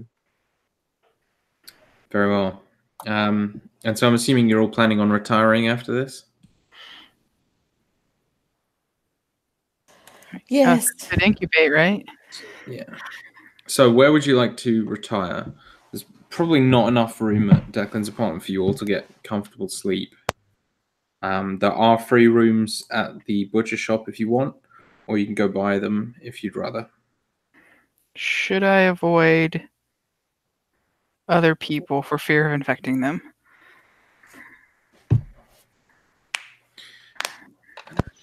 Declan has already gone home. Makut isn't going to sleep anywhere near you.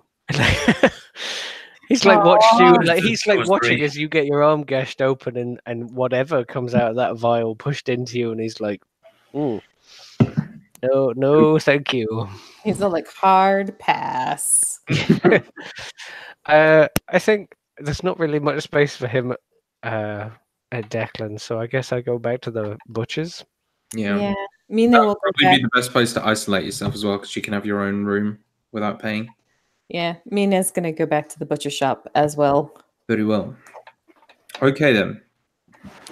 Did Declan tell them about what Kode said? I know that Sherratt was wanting to have like a go at him. So did Sherratt get like his go at the slaver?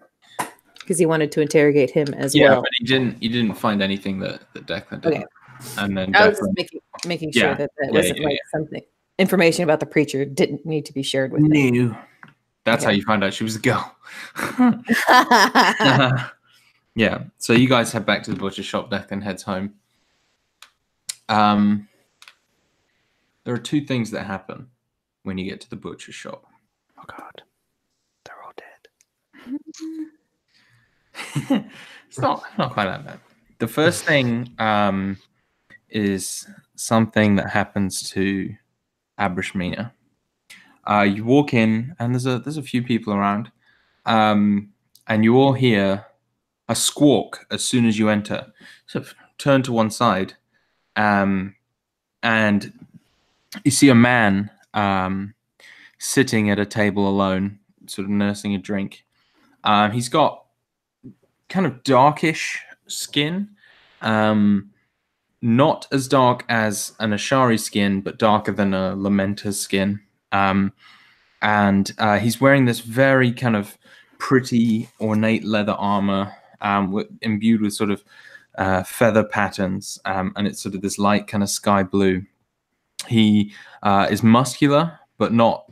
But he looks probably like he's a bit faster than he is strong, and he's got this scimitar sitting at his hip. His eyes are bright blue, and beneath them are two tattoos that are sort of curved like a seabird's wings from far away. But everything I've described so far is not the most striking thing about his appearance. The most striking thing is the giant white and red bird that is currently sitting on his shoulder.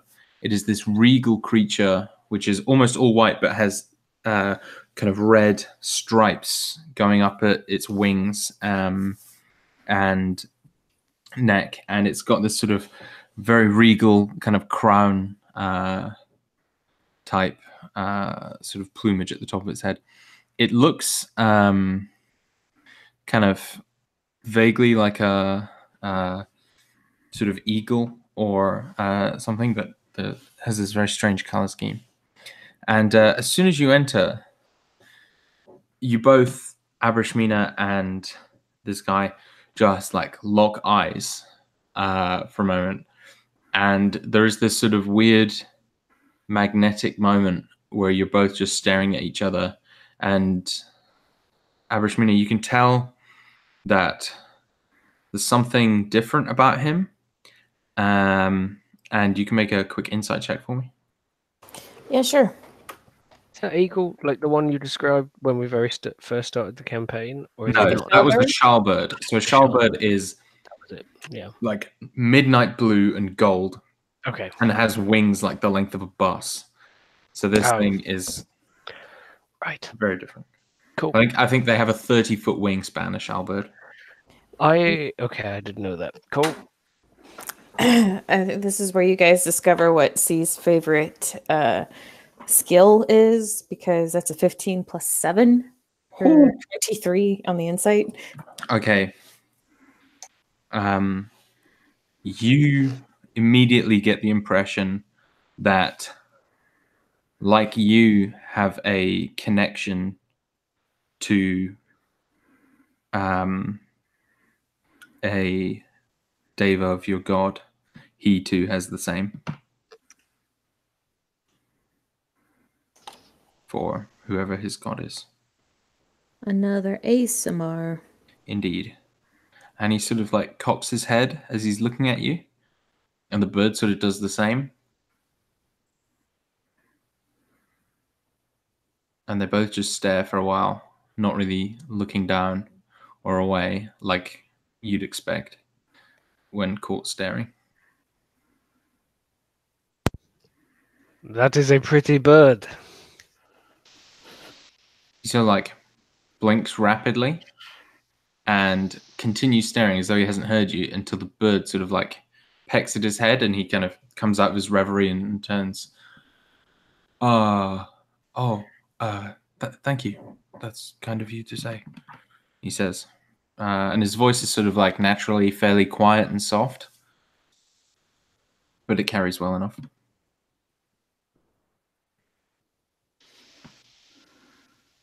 Makode is like still looking at the bird, I think.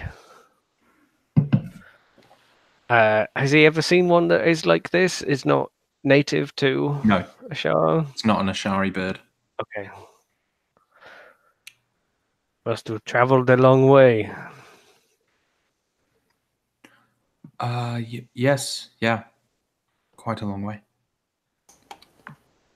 And he's like still staring at Abrishmina. Yeah, Abrashmina is kind of like regarding him with a similar expression, I think, and she'll just kind of hold out a hand and say, "I am Abrashmina Adalin. You are." Oh, nice, very nice to meet you. And he stands up and takes your hand. Before sort of like the bird kind of like hops off his shoulder onto the desk, and he shakes your hand with two hands. And he says, "My name is Dun, and this is Bree." He points to the bird.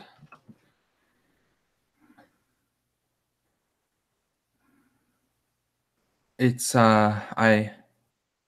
your eyes. You're watched like I am. So his eyes are like solid blue, not No, like he has normal people eyes, but they are like bright blue, like unnaturally blue. she'll just nod and say, yes, you are as well. He nods. I've never met another one before. That is what I was going to say.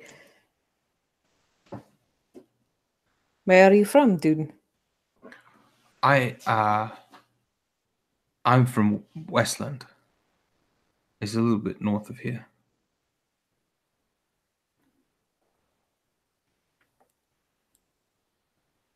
Hey, that's where Revy's from. It is.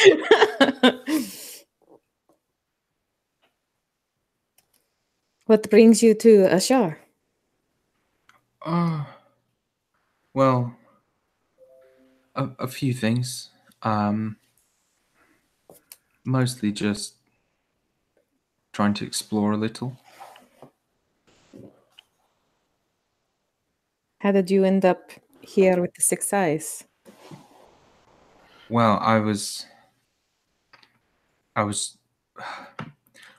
walking, and it was getting a bit late, and then I saw someone dragging a woman away, and so I chased them, and I fought them, and then someone came up to me, and they were from the Six Eyes, and said that they liked the look of me, and then they said a lot of swear words, and then I well, they brought me here to help fight, because apparently there's lots of slavery and and bad things like that, and I'm supposed to help stop them, I think, at least for now. You think? It is quite hard to understand what I'm being told to do. Do you know what I mean?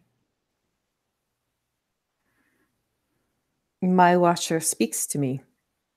Mine speaks to me too, but she never gives me,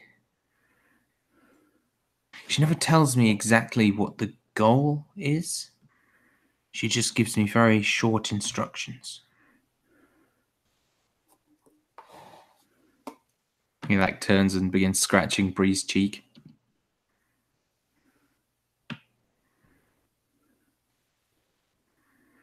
And I think like Abrashmina will kind of like look at the bird and look back at him and say, "Is Bree your watcher?" He frowns and shakes his head. No, of course not. Apologies. Bree's a bird. I serve Niran. She is a goddess in Westland, and she's the goddess of birds. So that's how I met Bree.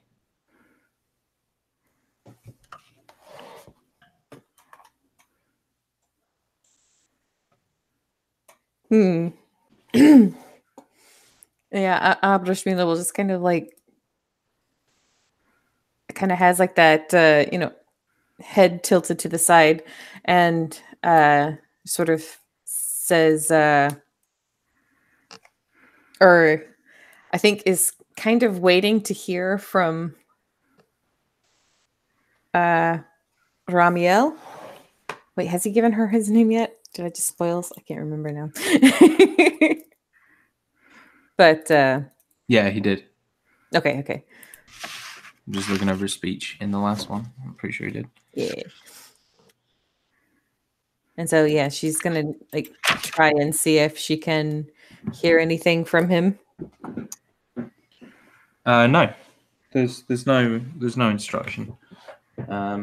It seems he's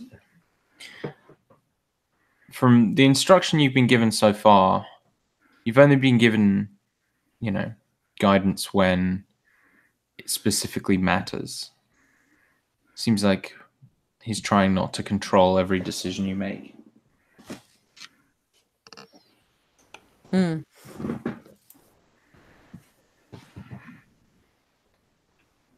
How long have you been here? Maybe a week. It's very hot. That's okay. They sell charms that help with that. Yes, I have one. He pulls it out of his shirt. Well, it is good to meet you, Dune. Yes, it is good to meet you too.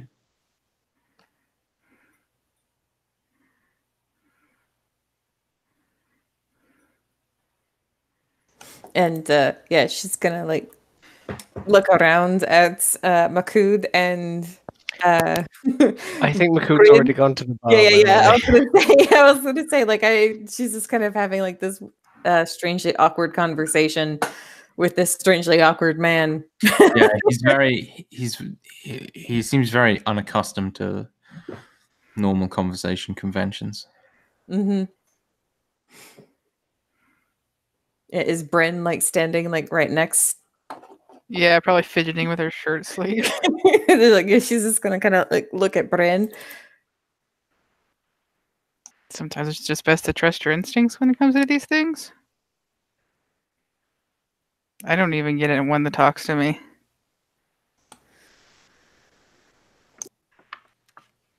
You don't even get what? One that talks to me. It's all about instincts. Hmm.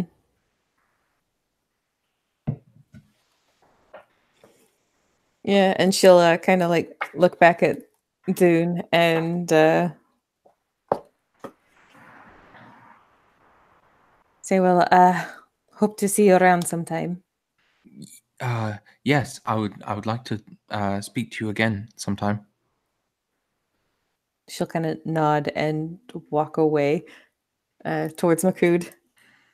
And he stands there awkwardly for a moment before he realizes that it probably looks weird. So he sits down again, has a sip of his drink, and makes like a face of disgust, and holds it up to Bree, who sort of sticks his head in and begins, or her head in even, and just begins like.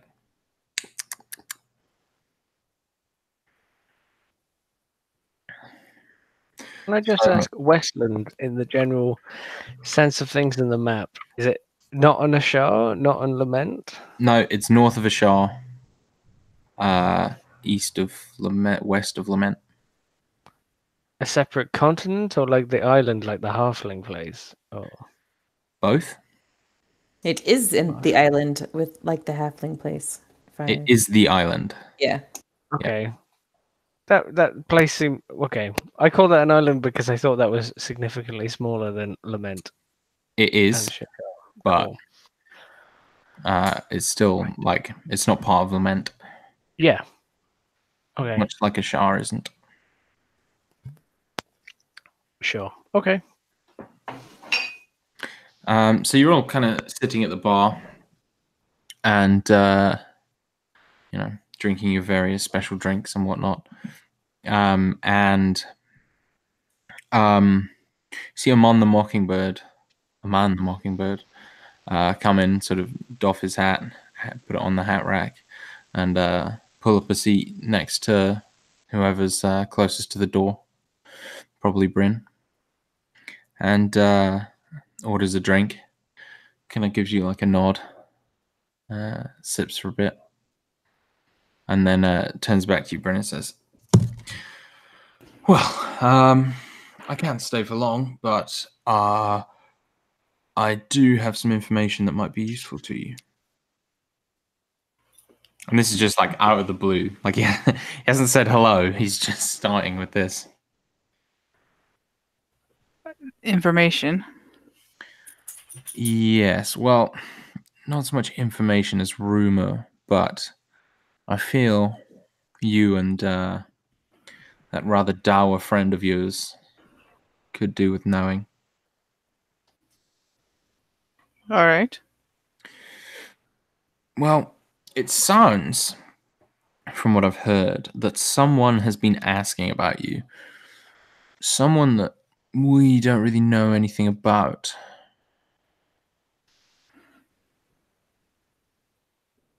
What sort of things have they been asking? Your names, where to find you, that sort of thing.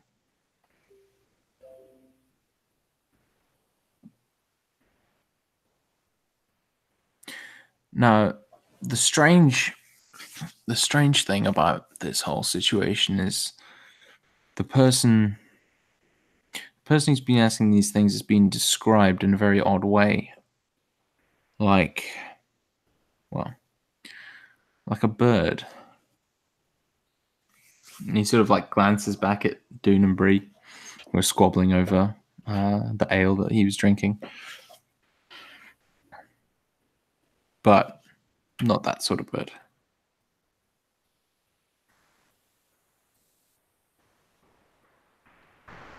Do you have no idea who this person is? No. We know there's bird folk out somewhere in the south, but well, there's never been one in the city before. You'd think they'd stick out like a sore thumb, but evidently they're good at hiding. We've been looking, but we haven't turned up anything yet. And they're just asking about the two of us. All four of you. All four of us. Do you think we pissed off the wrong person? Hard to say, but I think that would be a fair guess.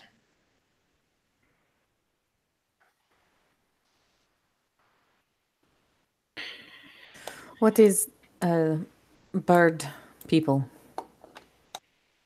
I forget what they're called, but you know, they're our height, 2 legs, 2 arms, but they're, you know, birds.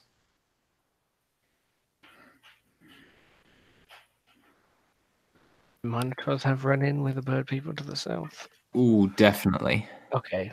I also don't think it's that far a stretch that Makud doesn't. Yeah. But no, yeah, definitely. Mhm. Aarakocra, obviously.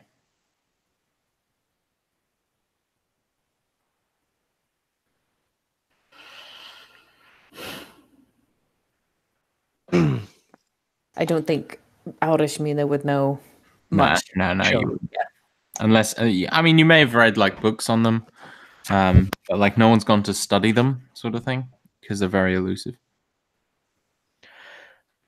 I presume Monitors have a passing relationship with these bird people, like there's no long, bitter hatred No, war type things. So yeah, what you would know cultural memory wise is, you know, they live on sort of like high stack peaks, sort of thing. So you get these big sort of like pillar sized or pillar shaped like outcroppings that sort of grow up in the desert, and they make the big nest like villages on top of those. They're usually peaceful. They very much like to wheel and deal, and so like you'd often sort of go there, and when you pass by, you know, you could trade, and they're like shiny things. and it's how you got a lot of your supplies and things as a tribe. But like they're very much will always try and like barter and get the best deal possible. But there's no ill will. They're peaceful enough usually. So Makud, look, it seems still quite relaxed.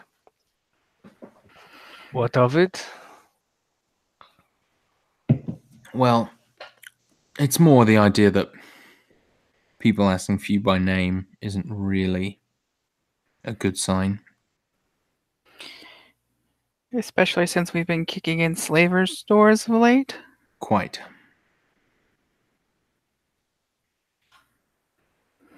Do these people tend to deal in information? Perhaps they're trying to sell our location to people? Not normally, from what you know, Makud. They like shiny things.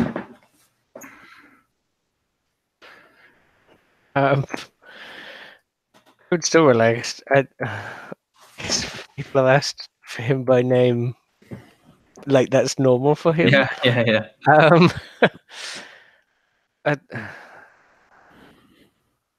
I've never had any qualms with them, and I do not have qualms with my people.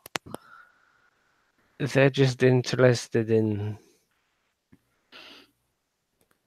the shiny things in the world, precious things. It is strange that they want names. And that Want they're in the names or city. have names? Sounds like have Sure. name. Or one Well, does, then. They, I think, have found out your names, but a couple of the people I've spoken to have said that they already knew your names, and a couple of people said that they didn't. So I think they may have learned them in the process of their investigations. This is troubling considering we've really only been acquainted for a very short period of time.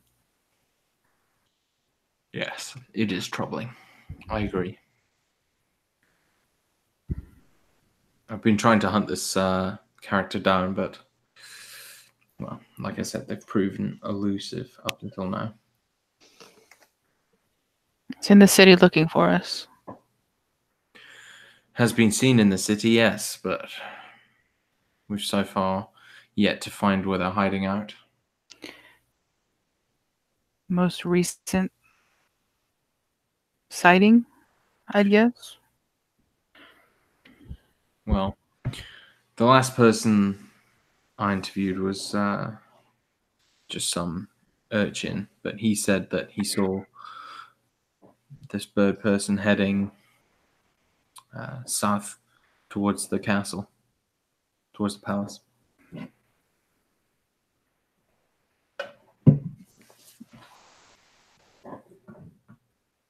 Though I doubt they're actually staying there, but that was the direction. They could be reporting their findings. Mm-hmm. Well, In Makud's experience of guarding important locales in his history, yeah, they've never been known to use Birdman couriers before. Like, this is completely unusual. yeah. There's never been a bird person in this city. Sure. Okay.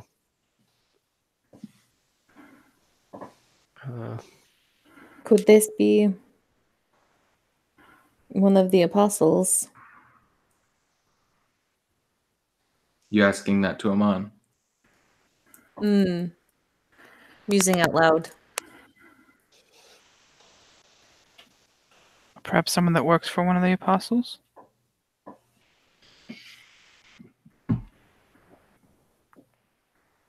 Not much was known of Jura. I mean, But that makes sense. someone that has connections to an oracle would know that we are already in like the short amount of time without better sources of information seems possible. An oracle can mean many things. Truthful is not always one of them. Or God touched. I do not think this Own would be so valued by the preacher if she was known for her falsehoods. It's easy enough to make it look like you know things, you see things.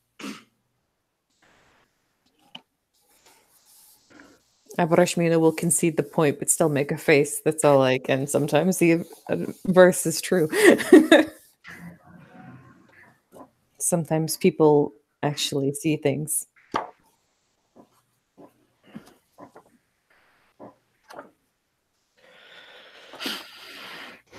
Cool, kind of like drinking, like directly in this conversation, like just kind of like, I have not met a bad bird person. It will be a first if this one is bad. That is some small comfort. Perhaps they want to give us a warning.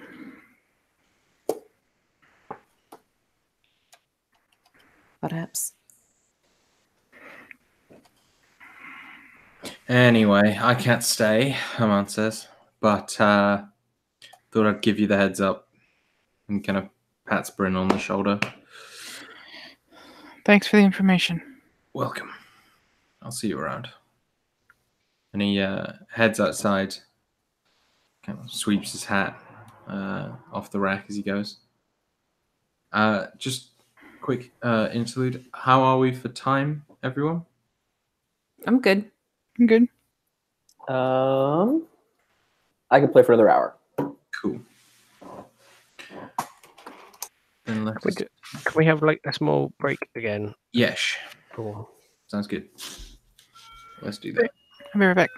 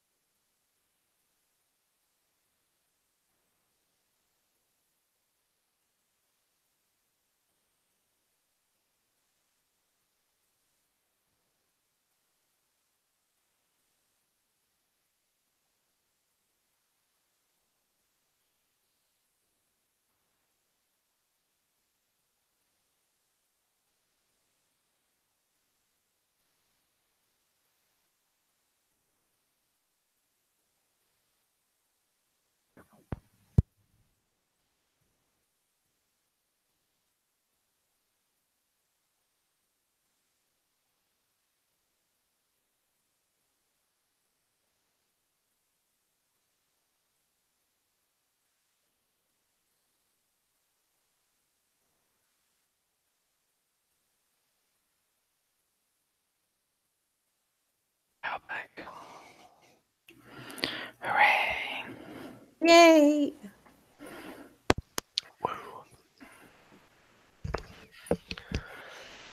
So that temple was interesting, guys. Yeah. We've got a weird ghostly oracle ally. Mm-hmm. This is fine. Oh my god, I was so happy about that break. I've had a packet of quavers staring at me this whole fucking game. Eat me, Rob. Eat me. Oh man, quavers probably second best crisps out there. Mm. So, real quick, Chips. what did we discover? There's someone following us around town who's a bird. There's someone searching for you. An Aarakocra that seems to have our names that is searching for us. And supposedly flying south towards the palace. But Not flying. moving south then towards the palace. But possibly beyond the palace. South is the desert, right? Yes. Well, yeah. Most sides are the desert. All is the Just desert. north. But yes, think. south is the oasis, then the desert. Okay. Interesting. Interesting. But they're generally good or peaceful creatures, right? In Yeah. Makood's experience, there's never been one in the city and never been one hunting for our names before Yeah, now. they're But generally like chill. They'd much Makood rather is a sit pretty in their simple nest. person, Yeah, I think. they'd much and rather sit in their nests and just like make cash. But he making has a cash- good opinion of him, so he believes all of them are good. So So that's what I'm going for. quickly to summarize where we're at, you've got this bird searching for you. You've got a stolen scepter that Gurat has taken, a priest of Shaleth. And you have the apostles, whom you would like to hunt down. Also, Declan has a bunch of magic items that he took and didn't tell anyone about. Right. Also, we have a bit of a time crunch with one of those things because of a disease festering in Bryn's arm. That too. You'll be fine. Probably. So all but Bryn wake up the next morning. Yeah. I was just gonna say, like, throughout like that conversation, Abroshmina was probably like glancing back over at Dune each, like, whenever she wasn't part of the conversation. Yeah, he's just still continuing to sort of like whisper to his bird and like feed it drinks and little scraps of food.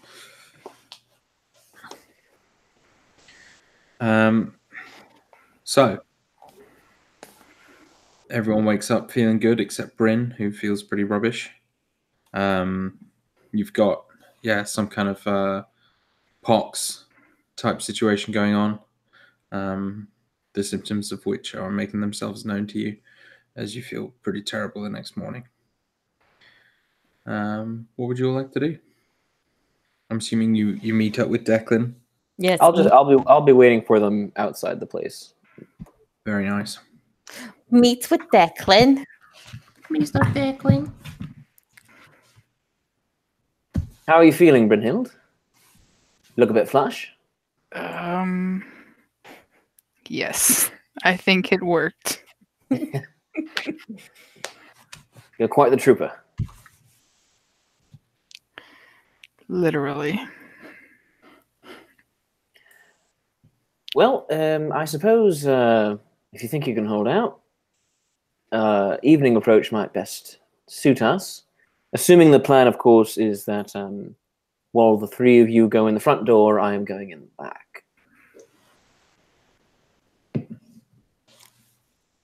Yeah.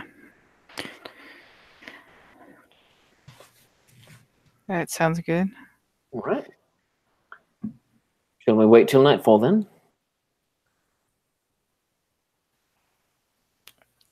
I mean, what are the chances I die between now and nightfall?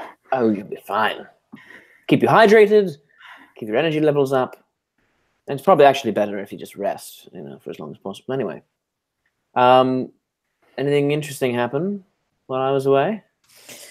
There was a bird person asking questions about us. A bard person? A bird. A bird. I'm sorry. Bird person. Oh, a bird person. That's what I said. It seems we've attracted some attention. That is what I said, Makut. Mina says, like, softly. Good nods. We've attracted attention from a bird? Apparently. Person. Well, yes, no, a person, yes. So someone asking after us then? Yes, and they appear to know our names. It's disconcerting. I thought the same thing, considering we've only recently become acquainted. Indeed. It And is... Go on. Oh, I was just going to say, given the fact that we've been kicking in slavers' doors, it's only logical that we've attracted some attention from those individuals. Seems likely. It is more than a little upsetting that since arriving here, I've taken such steps to protect my identity that have heretofore been unsuccessful. I'm not quite sure what I'm doing wrong. The best laid plans never seem to survive the first encounter with conflict. I suppose so. Well, I guess keep your eyes open for a inquisitive bird person. Should we make some inquiries about what happened at the Vakar the other day? Has if anyone heard of the cult, if it has a name? Those madmen? Yes, I think my dog needs to pee. Such a strange thing to So say. strange. To say such strange things. It's an old thieves' can. Yeah, that's what I'm All right. The dog needs to pee. Wink, wink, wink, wink, wink, wink, wink, wink, wink. Suddenly everyone dies. That's all thieves' cant is. Yeah, but give witness. Like, you say something nonsensical and just give a load of winks until they figure out what you mean. Or you all die. Yo, wink, wink, nudge, nudge. No, am I? No, am I? It's actually like Morse code in the winks. That's where it is. Ay. Hey.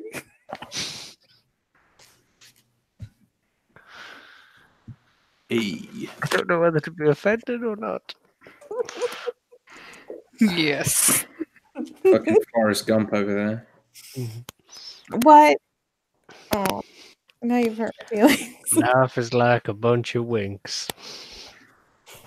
Life is like a box of chocolates. Doesn't last very long for fat people. Oof. Wow. Okay. That. It was a joke I read once and it just made me giggle. Yeah. That's the thing that you said on a recorded channel. I've said far worse. I don't know that I would I once necessarily insinuated brag about that. on a recorded thing that Morgan met his wife at a glory hole. To Morgan's face. And he got his wife in there and made me say it to her in person. Not my best day. Why didn't you just like disconnect and leave and be like, "Oh, I'm sorry, I got a bad connection." Absolutely. Going through a tunnel. I was absolutely rat-arsed, to be fair. You were extremely Scottish. Yeah, big time. So they probably didn't understand you anyway. It's fine. Probably. Do you the bird person thing, the Aarakocra, do you have like a name that Makud or Minotaurs might use, like a Shah natural name for Aarakocra, or could you think of one? It doesn't necessarily have to be now on the spot, but just I could think of How one. about you make up one, Dan? I mean, I could. If he said you make up one, then I will. You make but one, I will. Right, okay. I just wanted to know if he had one. I do instead not. of using But I would love you to Aarakocra. come up with one. I will find Aarakocra, one. yeah. Aarakocra. Aarakocra, yeah. Yeah, crikey. I see. No. What have you guys done?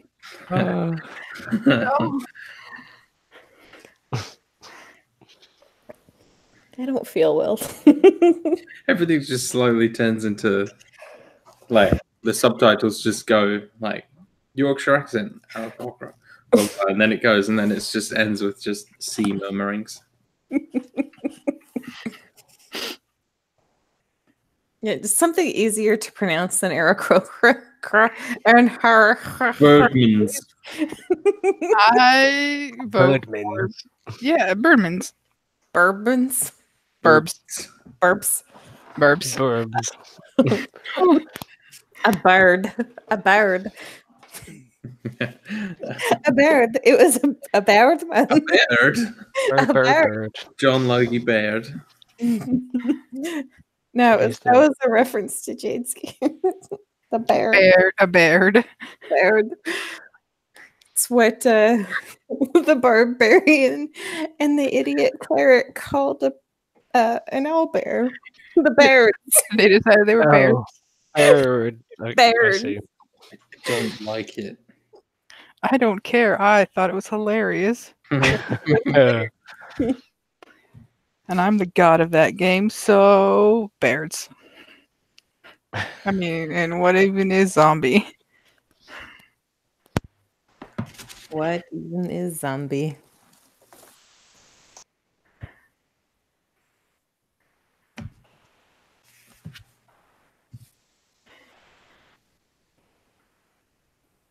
To be fair, I've had like this really bad like sinus migraine headache like all day, and it's finally gone away. So I'm feeling like a little loopy.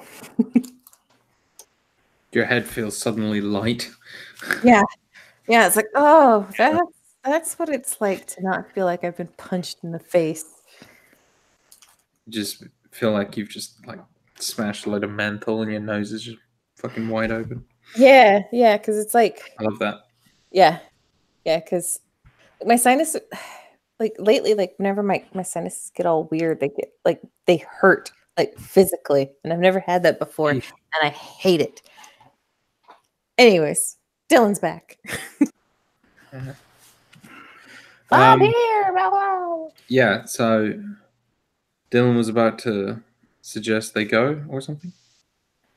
Yeah. And then, well, he wants to go in the evening, so I was like, maybe we could do some investigating about the things that happened in the hotel. to the hell. Do we need to call this game early and maybe, I don't know, get you an ambulance? No, I'm fine. I'm fine. I say we get her a shot of tequila. And let this thing go crazy. Yeah. Fine. Is that what you're gonna call your birdsman, Dan? The Huma? Something based on that. I might find something snappier based. But if you read it, it's really really cool. Like all the meanings. Like the humor bird symbolizes unreachable highness in Turkish folk literature. Give me a fat doob and I'll reach it. Yep. And then like birds of paradise and all the rest of it. Catching one is beyond their wildest imagination. That's awesome. There's some really cool thing attached to that. So I'm going to look into Awesome. that. Now, can we continue this game before I say any more regrettable shit? Nope. I mean, you're gonna say it either way. Yeah. We can continue the game. You're still going to regret it. But we can't. I wet myself till I was 17. Damn it! Oh, God. Oh no. Right. So, how are you going to go about inquiring as to the car stuff?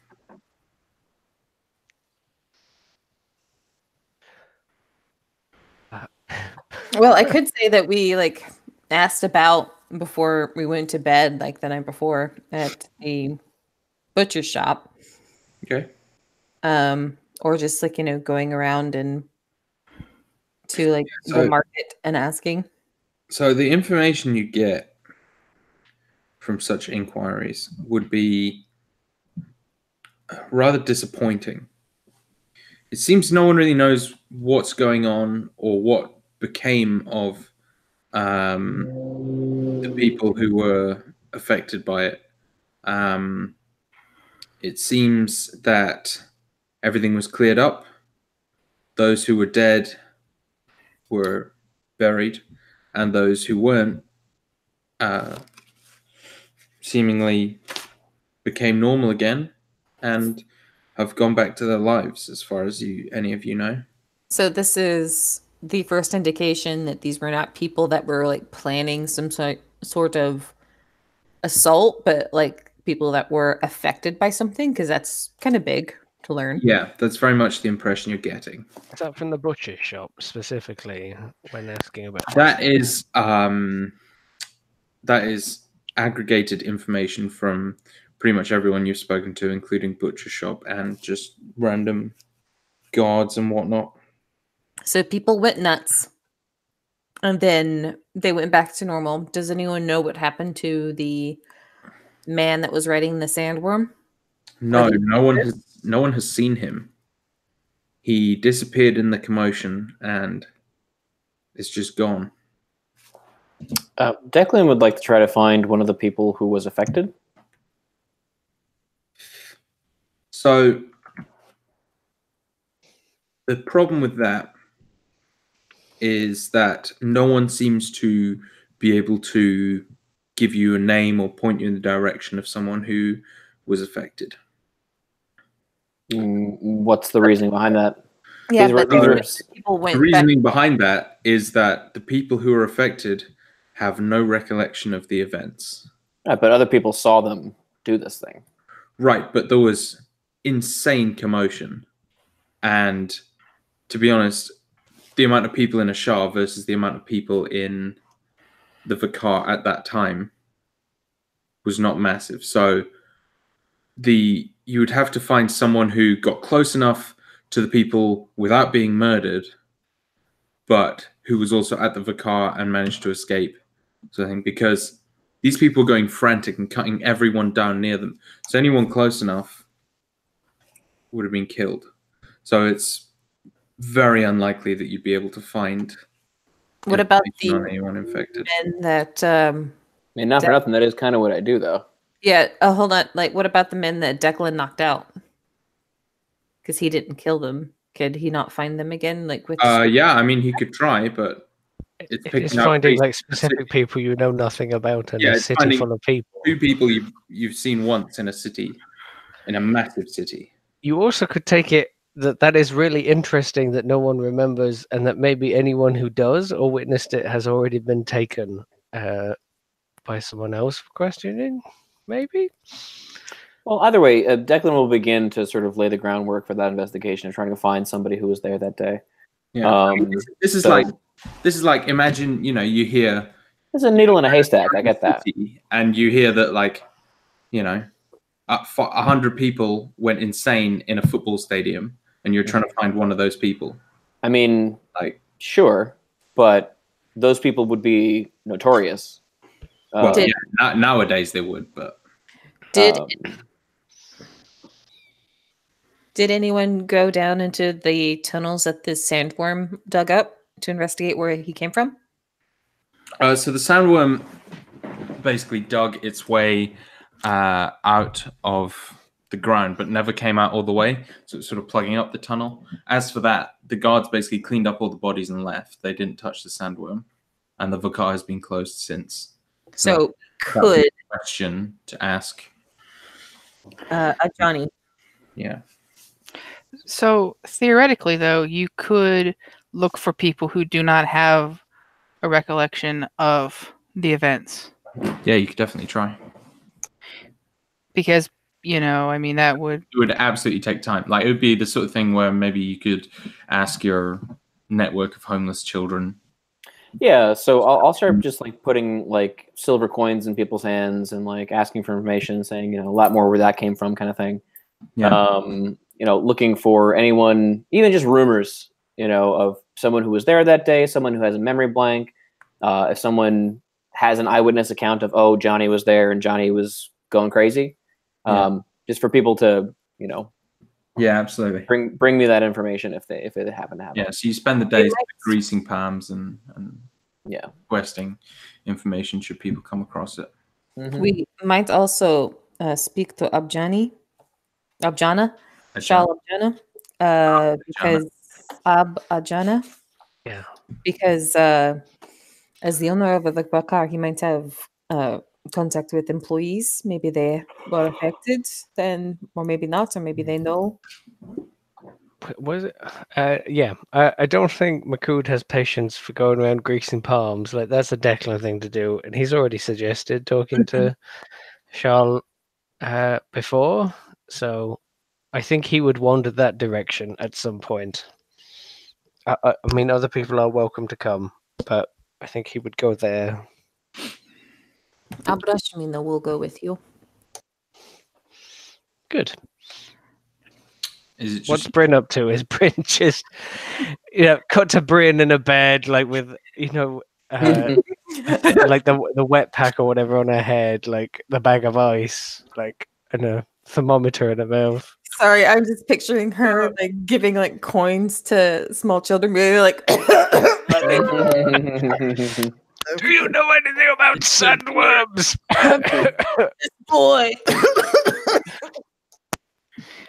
Yeah, she'd probably be with Declan and trying to be, hide the fact that she's a little ill. He's monitoring your symptoms, making sure you're okay. very well? So we go to the Charles. you go to Shal Ajana's mansion. You move through the gardens, and they look rather unkept. The grass is getting a bit long. The path hasn't been swept in a few days, it seems. You knock on the door, and the answer takes a long time to arrive. But finally, you hear stumbling footsteps, and the door opens, and the Shal stands there, wearing nothing but a sort of bedrobe that kind of hangs down right to his ankles. He's visibly drunk, and he's carrying a bottle of wine in his hand. He's sort of swaying, and his eyes kind of vaguely light up when he sees you, and he says, "Oh, Makud, it's good to see you." And he leaning heavily on the doorframe.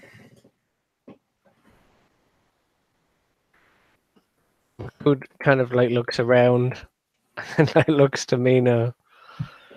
The house beyond is a mess. There is a vase that sat on a sort of morning table, and that has been knocked over, smashed on the floor, and not cleaned up.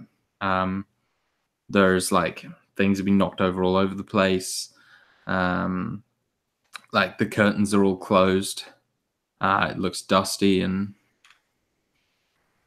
just it hasn't been cleaned in ages. What is going on? What is wrong with you? I've had a little tipple. And he shakes the wine, and then just has a huge gulp.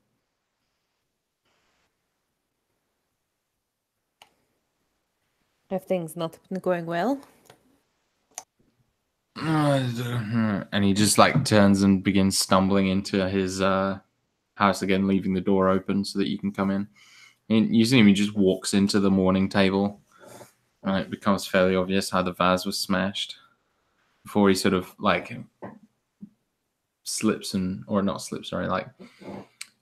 back on a chaise that's kind of up against just under the stairs. Oh, I have not been outside for 3 days. He says, his eyes are closed and his mouth's open. Sort of enormous belly half hanging off the chaise at this point. I mean, it's trying to hide a face. But is this sort of are you afraid to go outside? No, I don't know. My business is ruined. My servants are gone. So I'm just having a little drink.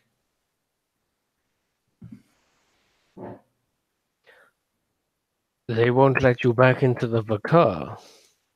No, I own the car, but we have not reopened. It does not look like you have made steps to reopen it either.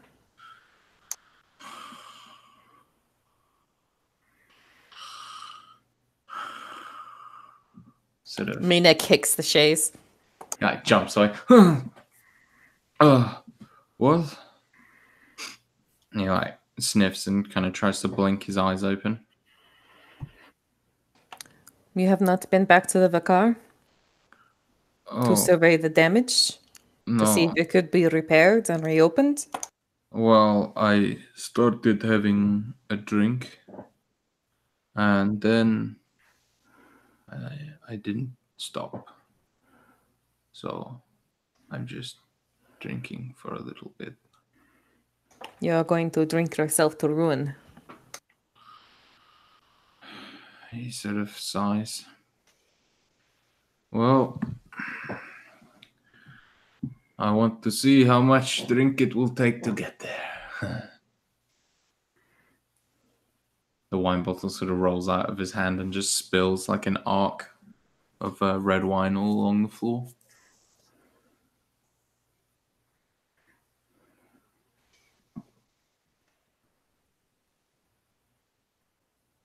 If you have you sent someone to investigate to see how the Vakar is, like what the damage is? No.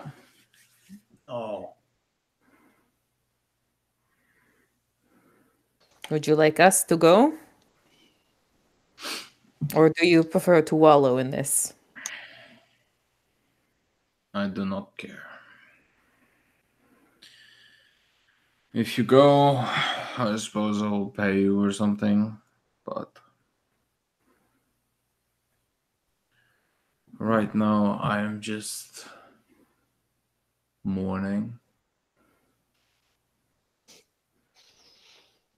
I think like Makuda's been like walking around just like surveying the destruction to an Yeah, extent. so it very much, it doesn't look like there was a fight or anything. It just very much looks Mhm. like he's been stumbling around, knocking things over and Yeah. that sort of thing. I imagine he like, walks in one room and comes out another room back into the same hallway and kind of like he can Very still much so. hear what's going on. Yeah.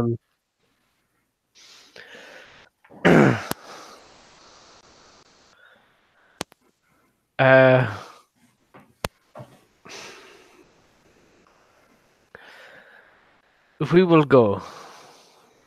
We want to see what has happened.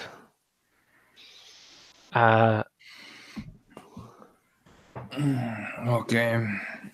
I will get you the keys. And he like stands and slips on the wine. Falls on his ass. Mina doesn't help him. She just watches. He continues trying to get up for a while before he ends up sort of lying face down in the wine and like pointing with a hand over his head. They are hanging by the door. Yeah, over there. Makud is gonna go like as he's like wandered through the kitchen or something. He's gonna help him indirectly by taking some of his alcohol, so he has less to get drunk on. Yeah, so there's an enormous wine cellar. Okay.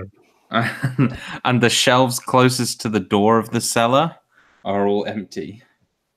Okay. And then there's also like lots of Kamfala and other spirits that are in boxes and barrels. So you can take as much as you want. Yeah. Maybe. I mean, he tries to make some sort of dint, like whatever. He's not gonna like walk up with like arms full of bottles, but he just like pours several or something into his oversized wineskin or something, and You could also push one of the shelves and fucking the mummy it in the library. Hashtag just saying. Yeah, he's just gonna take some of it because he thinks he's doing him a Yeah, favor. you can fill and, two or three Cool. bottles from the ones. Mina and will then sorry. keys front door. That's all. No, that's all I was saying. Sorry. Okay. Yeah. Yeah. And then he's gonna like step over the guy. Yeah, it's just a set of heavy iron keys, and he's asleep again.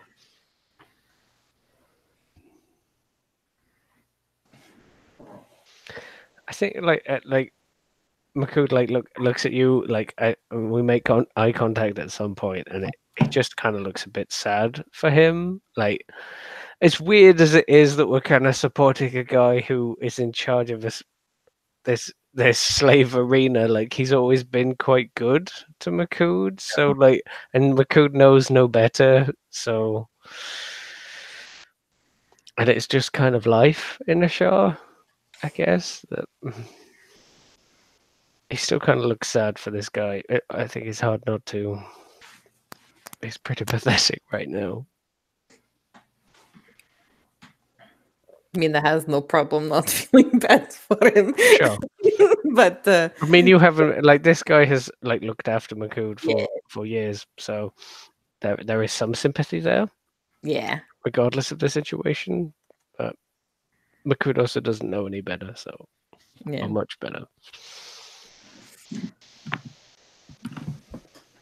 So yeah, she will get the keys and like say to him as we are leaving, like, hopefully if we are able to find anything else that it will break him from this so that he can help himself. The state he is in now, there's not much more we can do. As they're walking down the garden path, I imagine, and Makud is. There was a lot of firewater in that cellar. It'll take a while.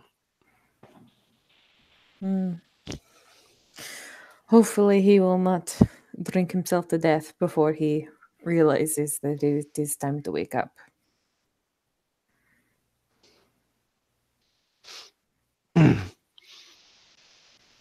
He does not have the constitution for that. Like Makud like shakes again, and you get kind of the ripple down his back.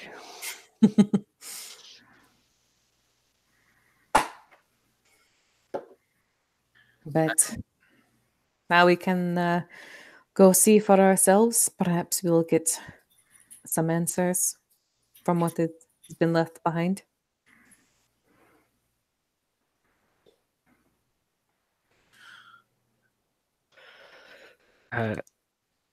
Good like snorts affirmatively. And I think that's where we'll end it today. I know it's a little bit earlier than we were planning, but there's a certain DM who's got to go prep a fucking arena dungeon now.